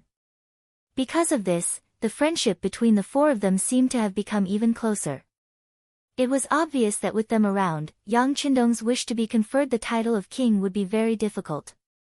The mercenary camp outside Gaozhou Prefecture City. It had been 5 days since Miao Jun passed through here. At noon on this day, the scouts from Lingfeng reported that the 10,000 Miao soldiers had returned. They would most likely pass by Leng Feng's camp in the evening. When the news spread, many people in Leng Feng's camp were eager to show off their skills. Now, they only hoped that Miao Jun would impulsively attack the mercenaries and give them a chance to show off. Just as Yang Qindong expected, General Zhang Tseng, who led the team on the way back, had been considering whether to attack the mercenaries or not. Originally, they had vowed to attack Laizhou Prefecture City, wanting to break through and achieve great merit. However, he never thought that when he really went there, he would see an empty city. Not only that, they did not see anything valuable in the city. This meant that they had returned without achieving anything. This made Zhang Tseng, who had finally managed to get this job, feel depressed. Since the day of Miao Jun's uprising, he had been sweeping away everything in his path as if he had entered a no-man's land. Whenever he encountered an enemy, it was like the autumn wind sweeping away the fallen leaves. When had there ever been a time like this where he had mobilized so many people, yet there was not even the slightest bit of gain? If they went back like this, they would probably be laughed at by their colleagues. No, we definitely cannot go back like this, Zhang Tseng said in his heart. However, if he wanted to return with great merit, it seemed that he could only choose to attack the mercenaries. Scholar Zhou's words cannot be completely trusted. He is originally a Han Chinese, a citizen of the great Ming dynasty. Who knows what he is thinking? Before he decided to take action, Zhang Tseng convinced himself in his heart. Then, he sent out scouts to check on the situation of the mercenary camp with the excuse of going back to report the news. Zhang Tseng was quite careful, at least he knew to observe the situation before taking action. Thus, the scouts he sent out openly passed by the mercenaries' camp and headed towards the Miao army's main camp in Gaozhou Prefecture City. Originally, the defense of Leng Feng's camp had always been very strict. Usually, one could see squads of soldiers patrolling back and forth. However, ever since they used the night to plant mines outside the camp, they naturally relaxed a lot. This time, in order to lure the enemy to attack, they purposely relaxed on the outside but tightened on the inside. Wherever outsiders could see, the soldiers would appear very lazy. However, in the depths of the camp where no one could see, the training was still very strict.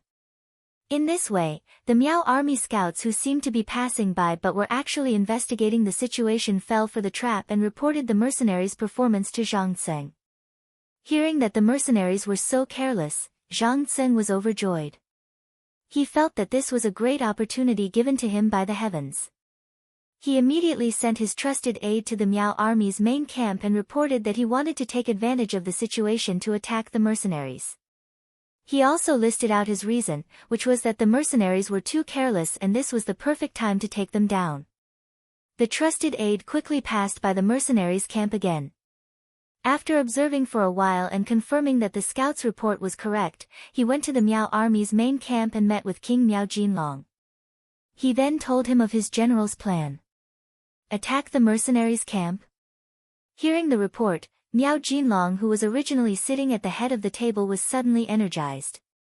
However, when he repeated this sentence, he did not forget to look at Scholar Zhou, the most cultured person in the camp. Zhou De was originally listening attentively. It must be said that he was indeed smart. When he heard the scout report that General Zhang Tseng had led the troops to Laizhou Prefecture without any success, he had already predicted that the journey back would not be peaceful. Now that he heard the trusted aide that Zhang Tseng sent back say this, he sighed in his heart. Zhou De would not believe what the scout said about the mercenaries' camp being lax and the soldiers slacking off without any morale.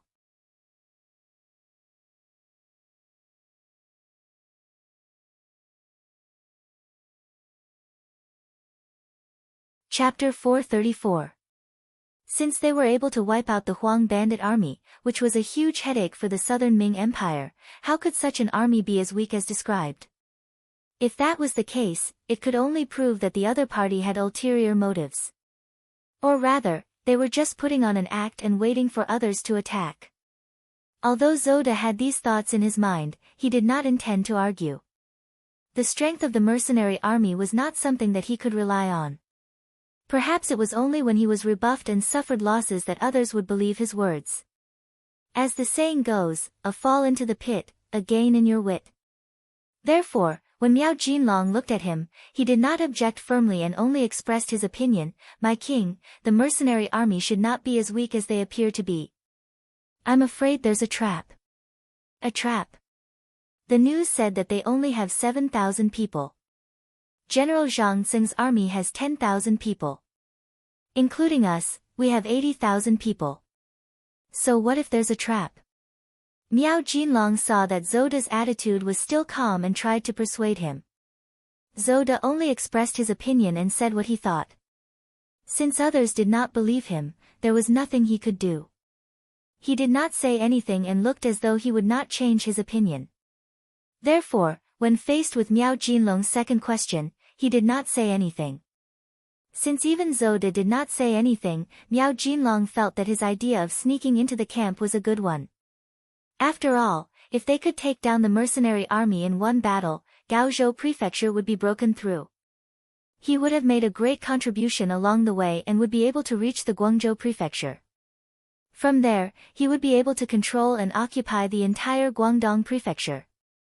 With an idea in mind and no one standing out to object, Miao Jinlong immediately waved his hand and said to the personal guard sent by Zhang Zeng, "Tell your general to choose to attack the mercenaries tonight. This king will send troops to support you. At the same time, I will also send troops to keep an eye on Gaozhou Prefecture so that they won't be able to come out to help." Yang Qindong was still chatting with First Madam Hu Yan and Third Madam Snow Lady in the tent. To him, chatting with his wives was the best way to relax. Report. Tiger's Mane's voice came from outside the tent. "Come in." Yang Qindong straightened his body. He knew that something must have happened. Otherwise, Tiger's Mane wouldn't have come to disturb him at this time. Yang Qindong's guess was right. Tiger's Mane had indeed come to inform him of the changes in Miao Jun's troops. Young master, the 10,000 Miao soldiers who were returning to their camp have suddenly slowed down their speed. I've asked someone to calculate it. Based on their current speed, it's very likely that they'll reach our camp after midnight. Slow down.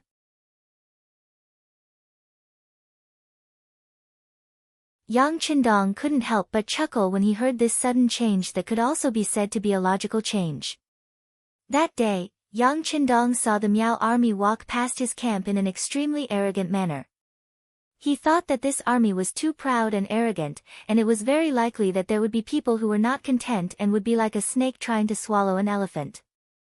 Thus, he ordered the scouts to keep a close eye on them. At the same time, the camp was prepared to take precautions. However, all of this was just a guess, a feeling, or an inference based on experience. It couldn't be considered as the truth. However, with this information from Tiger's Mane, it was completely different. As everyone knew, once an army that had left the camp was on the way back, the soldiers would be anxious to return home. Their speed would only be faster and not slower. Just like these 10,000 Miao soldiers, their desire to return to their camp should be very strong. Thus, their speed should be very fast. Not to mention that they should have reached their camp before dinner, even if they were a little later, their speed should have been faster. How could they suddenly be pushed back and only arrive at his camp in the middle of the night? If that was really the case, wouldn't it be better for them to have a good night's rest and return to camp early the next morning? Just from this point alone, it was obvious that the other party's intentions were clear. How's the Miao army's camp? Yang Qindong asked out of caution. Reporting to young master, the scouts monitoring there reported that nothing unexpected happened. Everything seems to be normal. Tiger's Mane replied truthfully. Everything is normal. That's the most abnormal thing. Think about it, if the army is really returning to camp, wouldn't the camp need to make some preparations? Seeing that the enemy is near, it's very reasonable for them to send out troops to welcome them. However, they didn't do anything, which exposed their intentions. Yang Qindong gave a very certain answer after analyzing the situation. Originally, Tiger's Mane didn't understand why normal was abnormal. However, after listening to Yang Qindong's analysis, he couldn't help but sigh in his heart. Young master was indeed the young master. He had talked about this before in the strategy class, but why didn't he think of this immediately? Well, if that's the case, the Miao army will definitely come tonight if nothing unexpected happens. They won't come late at night, but a little earlier. Since that's the case, we'll just prepare our pockets and wait for them to come. There's no reason for us not to eat this fat meat that's already in our mouth. Yang Qindong had a confident smile on his face. Seeing this scene, Hu Yan and Madame Shui's eyes twinkled like stars. Which girl didn't love heroes? Not to mention people like Yang Qindong who had such a family business at such a young age. Even though they were already his wives, this still couldn't stop them from releasing their love for him. In fact, during this period of time, Hu Yan and Lady Shui had felt something. Why would these elite soldiers listen to her husband's words so obediently? Although they had heard the story of Yang Qindong saving the mercenary leader, they absolutely didn't believe it in their hearts. However, it didn't seem right to say that these people were their husband's soldiers. How old was Yang Qindong? How could he have the time to manage and create all this? Yang Qindong had already noticed this doubt, but he didn't say anything. Firstly, it wasn't the time to say everything. Secondly, he didn't want the two girls to worry. It was better to let them guess as they were now, and it would be easier for him to feel at ease. The 10,000 Miao army, after General Zhang Tsing's order, began to slow down their return journey. Those who were able to come out to attack the city naturally had good combat strength. In terms of overall strength, they were the elites of the 80,000 Miao army. It was precisely because of this that Zhang Xing passed down the order in advance. That was, they could slow down and wait for the right time to directly rush into the mercenary camp, which only had 7,000 people, and take over the camp. 10,000 against 7,000, they had a big advantage in terms of military strength. In addition, they didn't encounter any decent resistance along the way. Over time, the arrogance of these soldiers could be imagined. Therefore, even if they were facing the mercenaries, the ignorant were fearless, and they had no fear at all. On the contrary, they thought that it was just a simple attack, and by sneaking into the camp, they were afraid that the situation would be decided with a single attack. As Yang Qindong thought, Zhang Xing didn't choose to attack the camp in the middle of the night. Although late at night was the time when a person was in deep sleep, it was also the time when one's defense was the weakest. However, Zhang Xing knew that as long as the mercenary general was not an idiot, he would definitely send someone to secretly observe him. In this way, he would also calculate when he would arrive at the enemy's camp. Since that was the case, how could he not be prepared at all? However, there was no need to be afraid as long as he was prepared. Zhang Xing originally wanted to play the element of surprise. He would wait for the sky to turn dark and suddenly attack the camp. Such a sudden decision would definitely catch these mercenaries off guard. Zhang Xing's plan was very good. However, he didn't know that Yang Qindong had already made preparations. More importantly, he didn't need to put up a strict defense. With the mines placed 500 meters away from the camp, victory was already in his grasp.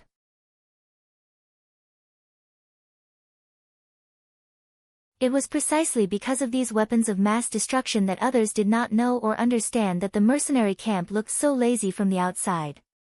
That was why those Miao scouts who were spying on this place believed that this was indeed an unguarded camp. Not to mention other things, with the eyes of these scouts, even if you were tight on the inside and relaxed on the outside, they would still be able to see the general situation. At least, when they charged, it shouldn't be a problem for them to kill their way out of the camp. Naturally, the Miao army had heard that the mercenaries had advanced firearms before, but they weren't too afraid. They had seen the firearms of the great Ming dynasty before. As long as they could get close and change to close combat, it would be difficult for any firearms to play their role. If they were able to get their hands on some firearms, then they would have profited greatly. The news from the scouts made Zhang Xing overjoyed. At the same time, he was even more determined to sneak into the camp at night. For this, he had already made preparations. He called all the small leaders who could lead more than 500 people in front of him. Everyone, remember, when you charge in, you must be fast and fierce enough. Don't let the enemy have any time to prepare. I don't mind telling you that there was news that when these mercenaries destroyed the Huang bandits, they obtained a lot of gold and silver. When the time comes, whoever gets the most of these things will naturally get more in the end. Do you understand? Zhang Xing was afraid that the soldiers below wouldn't use their full strength, so he said this in a misleading manner. However, he didn't know that the faster they charged in, the faster they would die, and the more they charged in, the more they would die. The small leaders below were relatively uninformed. They had almost never heard of Yang Qindong's mercenaries. They only knew that there were a lot of treasures waving at them, and that was enough. Although they had to hand over a certain percentage of the treasures they snatched, wouldn't it mean that the more they snatched, the more they would be able to keep? Although most of them hadn't read books, they still had some understanding of this. After a round of pre-battle mobilization, the entire Miao army of more than 10,000 people became excited. In their eyes, it was as if victory already belonged to them. The only difference was that they could snatch more and gain more.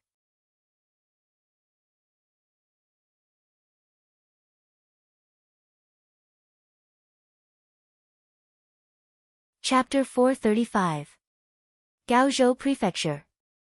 Kuang Yi, Guaning, Ma Wei, and Yu Guang were standing below the tall city gate tower, looking into the distance. Is the news accurate? The Miao army really slowed down. Kuang Yi stood in the middle of the crowd and said solemnly. The Miao army was already at the city gates, but they didn't attack immediately. Instead, they circled around the city and made a trip to Laizhou Prefecture. This way, it seemed like Gaozhou Prefecture was temporarily safe, but Kuang Yi was very clear that the Miao army didn't find trouble with them because they were afraid of the mercenaries below the city gates. It should be because Yang Qindong's reputation as the god of war had spread, which made the other party wary. They didn't act rashly because they wanted to play it safe. As a result, Kuang Yi couldn't help but sigh. There were indeed smart people everywhere. Originally, he was still hoping that Miao Jun would take the initiative to provoke the mercenaries and then lead to a battle to the death. This way, he wouldn't have to spend so much effort to ask Yang Qindong to send troops. His hopes were dashed, and Kuang Yi could only wait for news from the imperial court. It could be said that at the beginning, Kuang Yi was shocked when he heard that Yang Qindong was also interested in being conferred the title of king. He even thought that this request was too high and impossible to fulfill. However, as the days passed, his thoughts changed. Shiping King Mubin could be conferred the title of king, so why couldn't Yang Qindong? Speaking of contributions, just based on the fact that Yang Qindong had saved Ying Zong's life on the battlefield, no one could compare to him. It was just a pity that the emperor's heavenly might was unpredictable. Perhaps he was used to being high and mighty, thinking that everyone should do anything for him. On the contrary, it made them slowly forget what gratitude was, and what it meant to repay kindness. Regardless, after Kuang Yi calmed down, he thought that Yang Qindong could still be conferred the title of king. Not for any other reason, but because the Southern Ming Empire had no other choice. Since this was the case, why not confer the title of king to someone with a different surname to solve the crisis in front of them? Not to mention that Yang Qindong's health seemed to be very poor. If that was the case, then it was not a big deal to crown a half-dead person as king. The obstacles should be much smaller. Just like that, she waited for the emperor's imperial edict before going to Yang Qindong to talk. Unexpectedly, a scout came to report that the 10,000 Miao soldiers who went to the Laizhou prefecture had returned. Not only that, but they slowed down as they approached. Who was Kuang Yi? To be able to become the Minister of War, even if he did not participate in the war during peacetime and had never been on the battlefield, he should at least be someone who knew how to fight. Miao Jun's abnormal actions quickly attracted his attention. He immediately called for Guaning, Ma Wei, Yu Guang, and the other generals. After a short discussion, they came to the conclusion that Miao Jun would most likely make a move tonight. Yes, Master. We have already investigated, and it is indeed so. They must have their own motives for doing this, but we cannot confirm if they want to make a move against the mercenaries or us. Guaning stood up and reported the results of his investigation with Ma Wei and Yu Guang. There is no need to confirm, they must be making a move against the mercenaries. Kuang Yi was very confident. They were in the city, and attacking the city at night would be much more difficult than attacking in the day. Of course, he would also take some precautions. For example, if there were spies in the city, it was not impossible to open the city gates at night and lure the enemy into the city. How about this? The three generals will work hard tonight. Keep a close eye on the four cities and tell the soldiers below that without this old man's orders, even the three of you have no authority to open the city gates. Kuang Ye's voice was firm and powerful. Only by taking the authority into his own hands could he ensure that the city gates were not lost. As for whether his actions and suspicions would disappoint his subordinates, he couldn't care less at this critical time. Fortunately, it was only for one night. In addition, he was the Minister of War and the current Grand Tutor of the Crown Prince. His official rank was much higher than these people, so he still had some authority. As expected, when Kuang Yi said this, Guaning was slightly better, but Ma Wei and Yu Guang's expressions were somewhat unnatural. However, once they considered Kuang Ye's identity, even if the two of them were to have their authority taken away, they could only pinch their noses and nod in agreement. Master, since you can see that these Miao soldiers want to make a move against the mercenaries, shouldn't you send someone to remind the Duke of loyalty? Although they did not agree to send troops to deal with the bandits, they are still our allies. Guaning saw Kuang Ye's affirmation and thought about whether he should take the opportunity to express goodwill. Yes, I can send someone there to inform them. However, this old man thinks that the Duke of Loyalty has already seen through it. Hee, if he doesn't even have this little ability, how could the Huang bandits be destroyed so quickly? When Kuang Yi said this, his originally serious old face had a slight smile. However, he only wanted to send someone to inform Yang Qindong. As for sending reinforcements, it was better to forget about it. After all, he did not have much military strength in his hands. Moreover, the situation was unclear.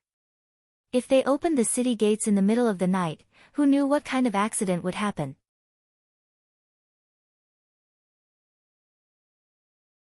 The sun had already set and the sky was beginning to turn dark. At this time, the people on both sides seemed to be waiting for the sky to turn darker so that they could fulfill some people's desire to kill in the dark and windy night. Su Sure. It was equivalent to 8:00 in the evening. The Miao army that was originally moving slowly began to speed up. With the sudden increase in speed, they could reach the mercenaries' barracks in half an hour and sneak into the camp. In other words, the time they decided to attack was Hai Shi, which was between 9:00 in the evening and 11:00 in the evening. This period of time was not the best time to sneak into the camp. This was because most people were not asleep, or those who were asleep were not in a deep sleep. Once something happened, they would be able to react immediately. However, after Zhang Tsing knew about this, he still did the opposite. This was where he thought he was smart. First, he slowed down the marching speed to make people think that it was late at night when they arrived at the mercenaries' barracks. This way, they would make a wrong judgment. In order to ensure that they had enough energy at that time, if he was the leader, Zhang Tsing would arrange for the soldiers to sleep early and wake up before midnight. Considering that he would definitely do this, Zhang Tsing sent someone to observe the mealtime of the mercenaries' barracks. As expected, the rising of the fireworks was earlier than usual. This was the signal to eat and sleep early. With this, Zhang Tsing was full of confidence. The plan was for you to prepare to set up defenses in the middle of the night. I won't go against your wishes and attack early. This way, I can make use of the time difference. Thus, the sudden acceleration of the march at Hai Shi. Miao Jun, who had long been prepared and had even eaten in advance, began to move, running forward at an extremely fast speed. These people were abnormally excited, as if this time they were not going to war, but to obtain gold, silver, and treasures. With this kind of marching speed, the advantage was that even if they were discovered, they would not have enough time to prepare for defense. This was also the reason why General Zhang Tsing was so confident in giving the order to attack after knowing that the mercenaries' barracks did not specifically strengthen the defense. Under normal circumstances, such an unforeseen event would be discovered by the scouts first. Then, the scouts would quickly pass the news back. After that, the general who received the news would arrange for the army to prepare for defense. All of this required time. During this time, if the two sides were far away, there would be enough time to prepare. However, when the distance was extremely close, like now, with less than an hour, it would be too rushed and even too late. In this way, the success rate of this kind of surprise attack was usually very high. With such a high probability occurrence, and it was against the mercenaries, not only would the chances of victory decrease, it could also cause the battle to go in the other direction. That would be the failure of the ambush. This was what everyone called trying to steal a chicken only to end up losing the rice used to lure it. Not to mention the mines that were already buried outside the barracks that could allow people to fly into the air. Just inside the barracks alone, Yang Qindong had already given the order to rest and sleep when he knew that the Miao army would pass by the barracks. Thus, other than a few companies that had to be on duty, most of the soldiers had already entered a state of sleep. Just like what Tiger's man had said, the enemy might not really come in the middle of the night. In order to launch a surprise attack, it was very possible that they would come one step earlier. With regards to Tiger's man's analysis, Yang Qindong completely agreed and even felt gratified. A strong army, or even a strong country in the future, could not solely rely on himself. It needed everyone's hard work. Only when more loyal soldiers improved their abilities could they do great things together. Yang Qindong agreed with this analysis. Naturally, the Leng Feng soldiers only rested for half a day. They had already woken up at 7:00 in the evening and began to eat the warm meals that they had reheated earlier. They replenished their energy and prepared for the big battle. The entire barracks was quiet, but in fact, a monstrous murderous aura was forming. However, this kind of murderous aura could not be seen. It could only be felt when one was in the midst of it. It belonged to the kind of existence that could not be seen or touched. Not to mention the monstrous murderous aura, after the 10,000 Miao army rushed for nearly an hour, they could already vaguely see the mercenary barracks outside with torches. It was previously said that whichever army charged in first would be able to obtain more wealth. With such a military order, the army that had just arrived did not even have the time to regroup. Instead, they rushed straight to the front of the barracks like a swarm of bees. Everyone was doing their best at this moment, as if they were afraid that the benefits would not belong to them if they were a step late.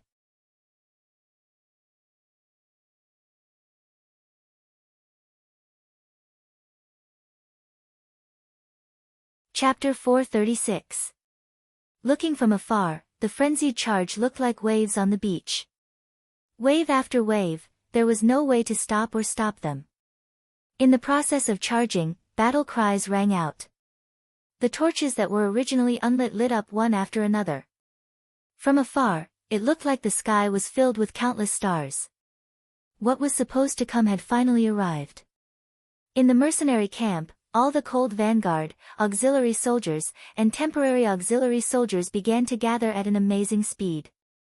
They then took their equipment and weapons and began to gather at various locations according to the military orders they received. More than 7,000 people. Almost 7,000 people participated in this battle. Other than the two cold vanguard companies and the first and second teams of guards by Yang Qindong's side, the Wolf Fang Special Forces and the Ghost Sniper team had joined the battle. Obviously, Yang Qindong wanted to show the Miao army how powerful he was once and for all. He wanted them to be afraid of him from now on and not dare to do anything to him. Outside the camp, the battle cries were getting closer and closer. Not only in the south, even the Miao army headquarters in the northwest had sent 10,000 people to cooperate with the joint attack. With 20,000 against 7,000, the advantage was already very obvious.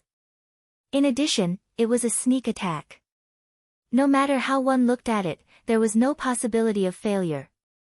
Naturally, the 20,000 Miao army soldiers could see such a simple logic.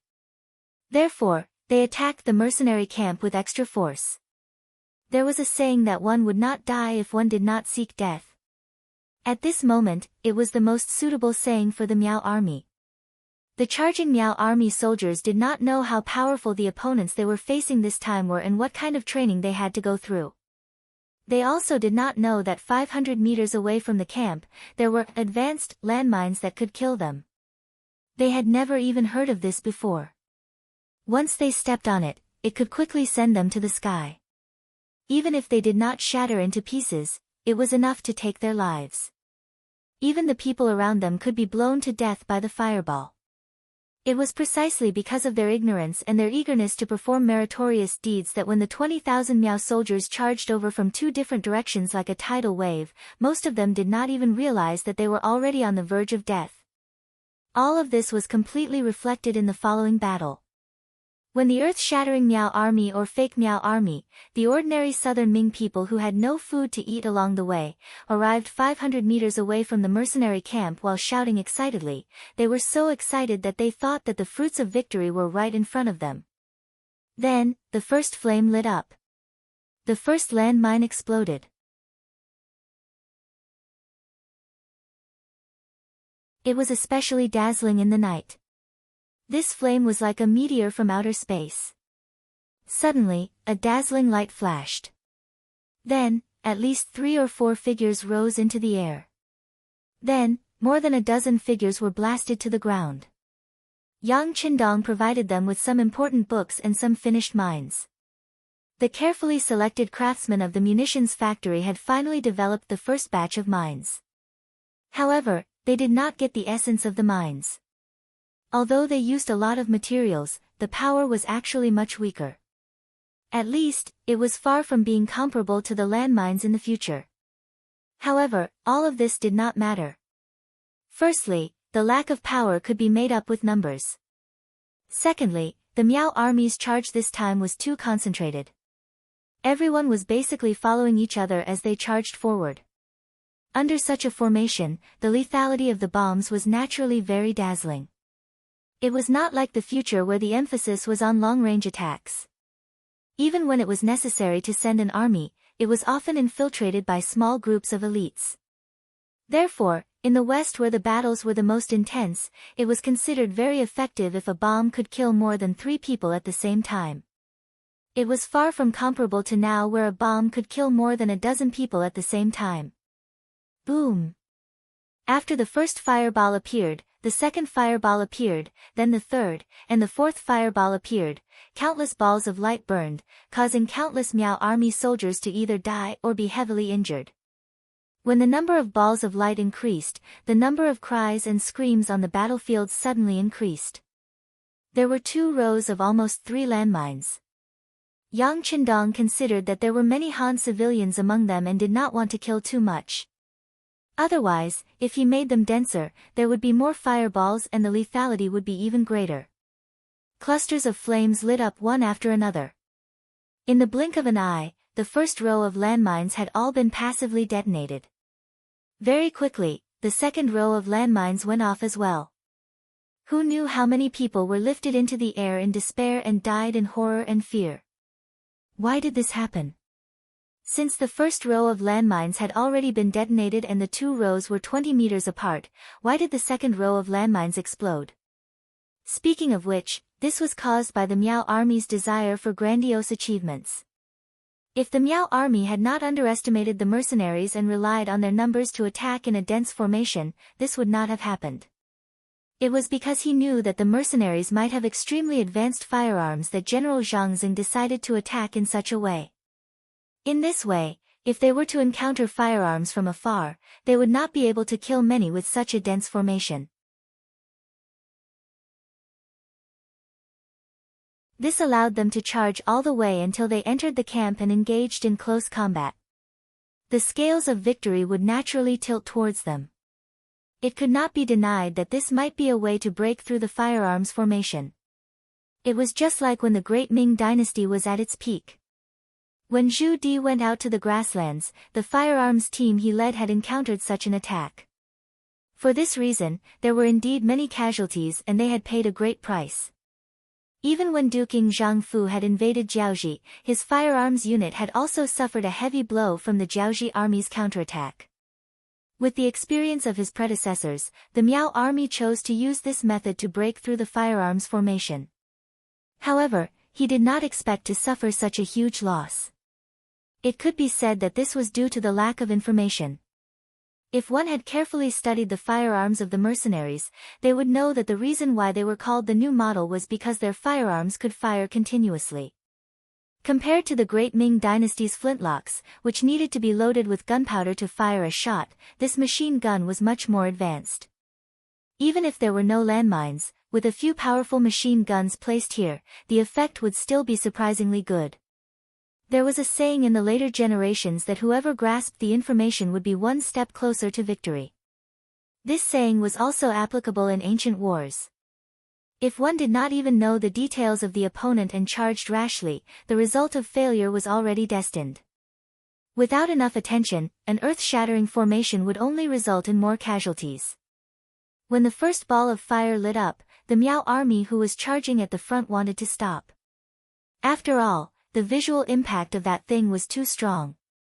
However, they were at the very front. If they wanted to stop, they would have to ask for the permission of the brothers behind them. Therefore, before they could do anything, a huge force came from behind them, pushing the Miao Jun in front of them forward. Boom boom boom, as the explosions continued, the Miao army in the middle finally felt that something was wrong. However, how could they stop when they were charging at such a high speed? Just like that, they pushed their brothers at the front another 20 meters until the second row of mines was triggered. Only then did the army stop charging forward. However, it was also at this time that the Miao army at the back also rushed forward without hesitation, not knowing what was going on. Very good, the second wave of landmines has been triggered. Inform all the warriors that there is no need to follow the previous direction. There are no more landmines in front of us. Everyone, charge! Luo Pe, the commander of the 2nd Cold Vanguard Regiment, who was appointed to be in charge of this battle, used a telescope with night vision to observe the situation on the battlefield.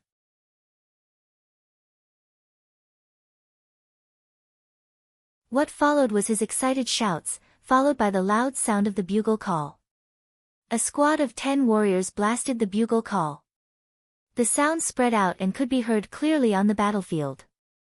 When the bugle call sounded, it meant that the entire army was charging. The moment they heard the bugle call, 7,000 Yang family soldiers rushed out like ferocious tigers with weapons in their hands. It was the same charge, but the Yang army's formation was much more orderly. The first echelon held bows that could shoot up to 100 meters away. Each person had 10 arrows. One could imagine the consequences of throwing the arrows into the air.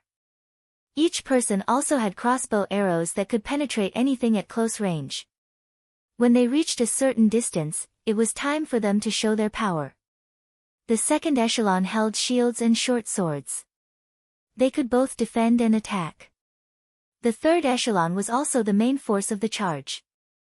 The steel swords and spears were like a sharp knife that pierced into the enemy's heart. The fourth echelon was mainly used for battlefield rescue.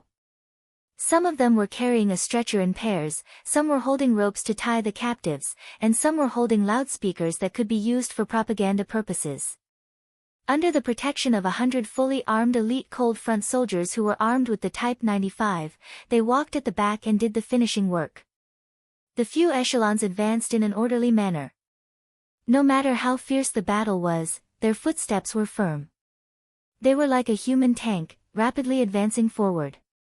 On Miao Juanzhong's side, more than half of the front line was destroyed. Even the middle line was heavily damaged. It was at this moment that the rear line rushed over and collided with the retreating front line and middle line. Get out of the way, retreat! Get out of the way, you cowards! Why are you retreating? Get out of the way, let us charge forward, idiot, don't you see the fire god showing his power? Why aren't you turning back?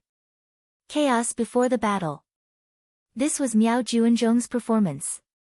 The powerful landmines made these uneducated soldiers who did not understand science think that the fire god was showing his power.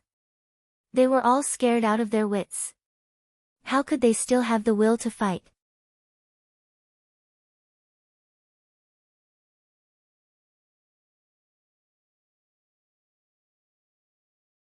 Chapter 437. Both sides were still pushing and shoving each other, not giving way to each other. Suddenly, arrows fell from the back and landed among the Miao soldiers who were confronting each other. At that moment, many of them were shot and fell to the ground. Where are our archers? Fight back! Seeing the arrows falling from the sky, Zhang Tseng, who was commanding the battle at the back, shouted loudly. Following his shout, some scattered archers also started to fight back. The arrows hit the shields of the Yang family army's second echelon. Other than the sound of impact, there was almost no damage done. After the weak counterattack of the Miao army, the first echelon of the Yang family army took out their crossbows and started to fight back. At a close distance, an arrow was shot and it was accompanied by the fall of one of the opponents or the scream of another person. The third echelon also took this opportunity to quickly catch up. Then, the swords and spears were swung wildly. How could the frightened Miao army resist? Zhang Tseng was still sitting on his horse and wanted to give orders, but an arrow came out of nowhere and landed on his left shoulder, causing him to cry out in pain. General, the general is injured, quick! The general is injured, protect the general and retreat. The dozens of bodyguards saw that their leader who was being protected was also shot and shouted to go forward. Then, they pulled him down from the horse and supported him to retreat to the back. Even the bodyguards could see that the front was losing, and even losing, how could Zhang Tseng not see it? Taking this opportunity, he pretended to be deaf and mute. He did not say anything and let everyone support him to retreat to the back. Those who kneel and surrender can live, otherwise, die. The shout from the loudspeaker sounded like it was beside the ears of the chaotic Miao army. That shout stunned many people and they stood still, not knowing what to do. Da-da-da. Da-da-da. The fourth echelon of the Yang family army had also arrived. Lian Lingfeng, who was holding the 95 style, finally pulled the trigger. What followed was the scene of people falling to the ground one after another. This sudden gunshot was the last straw that suppressed the chaotic Miao army. The situation of the battlefield was also settled at this moment. The Miao family only had two choices, to retreat or to surrender. Run. Some of the faster Miao Jun soldiers who were at the back immediately turned and ran. Some of the Miao soldiers who wanted to run but were surrounded in the middle were not so lucky. When mercenaries began to appear around them, these people seemed to have only one choice left, which was to kneel down and surrender. The sound of gunfire continued, and the sound of cold weapons clashing could be heard from time to time. However, it was clear that the commotion was getting smaller and smaller.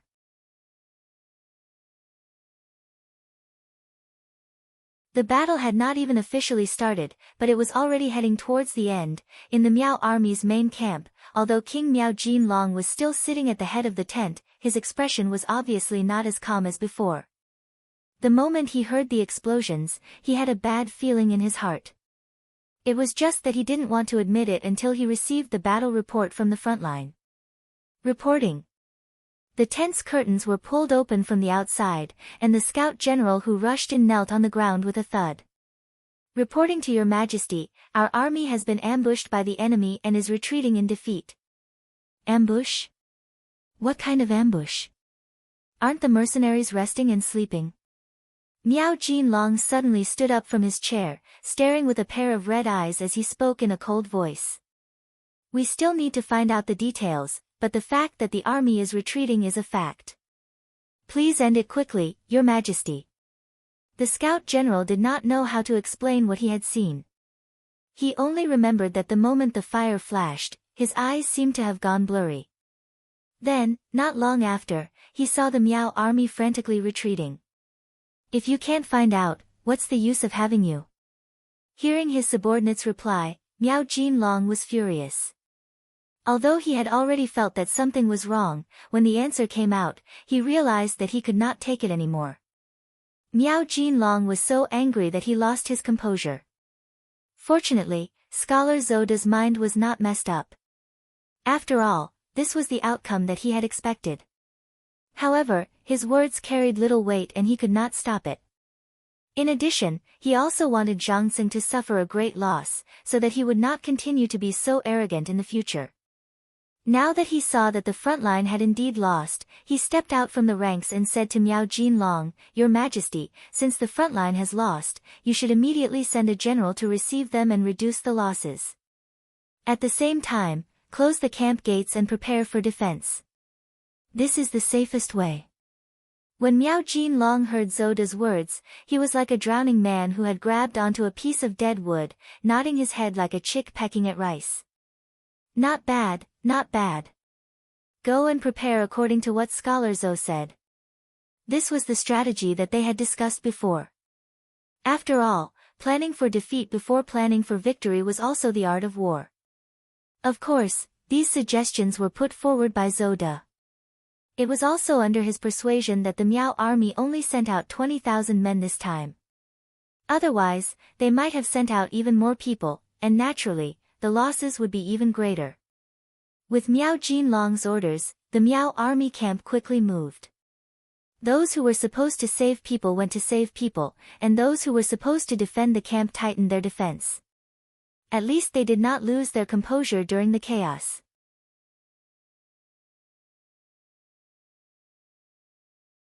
More importantly, Kuang Yi, who was originally looking for an opportunity to send out troops, could not find a suitable opportunity. Kuang Yi could see that the Miao army wanted to attack the camp.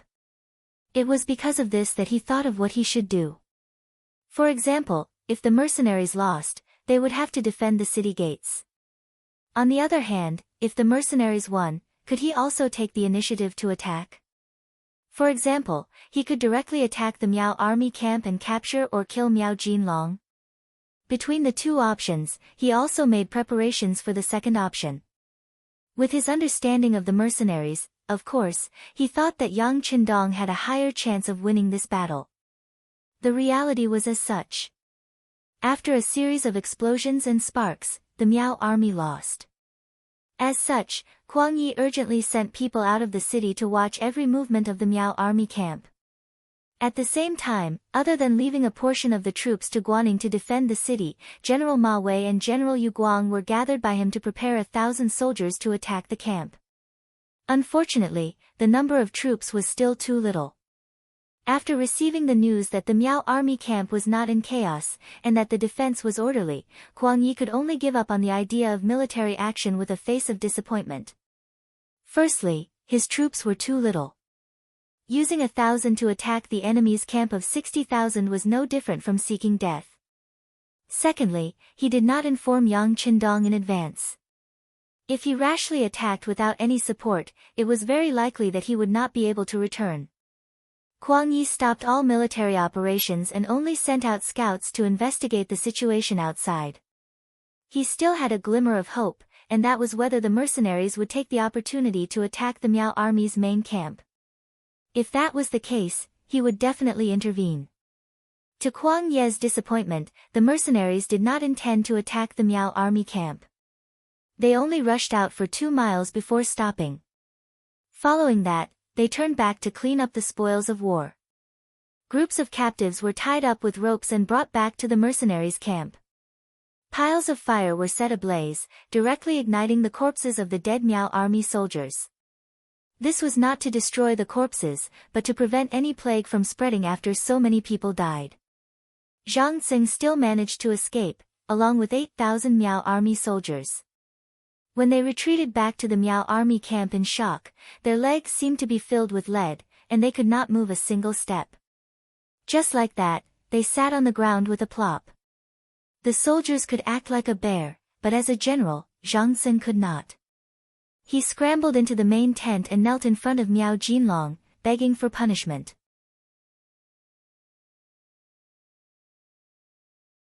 Looking at Zhang Xing, who still had an injury on his left shoulder, although Miao Jinlong was filled with hatred, he did not punish him too much. This was a general who started the war with him, a meritorious subject, and the purest of the Miao people. Thus, after reprimanding him, he let him go to recuperate. Regarding Miao Jinlong's nostalgia, Zoda, who was watching from the side, admired and hated him at the same time. He admired a master who was loyal, and that was the goal he should follow closely. If he followed such a person, at least he would not have to worry about being heartlessly abandoned. What he hated was that he placed too much emphasis on relationships, and that it would be difficult for him to achieve great things.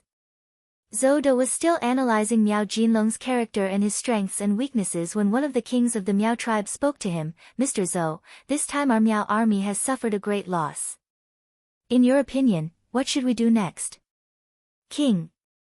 Zoda quickly retracted his wandering thoughts, and changed to a very serious expression. "After tonight's incident, we have already seen the strength of the mercenaries, and they are indeed very strong.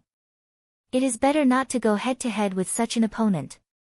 Otherwise, it will hurt the king's foundation.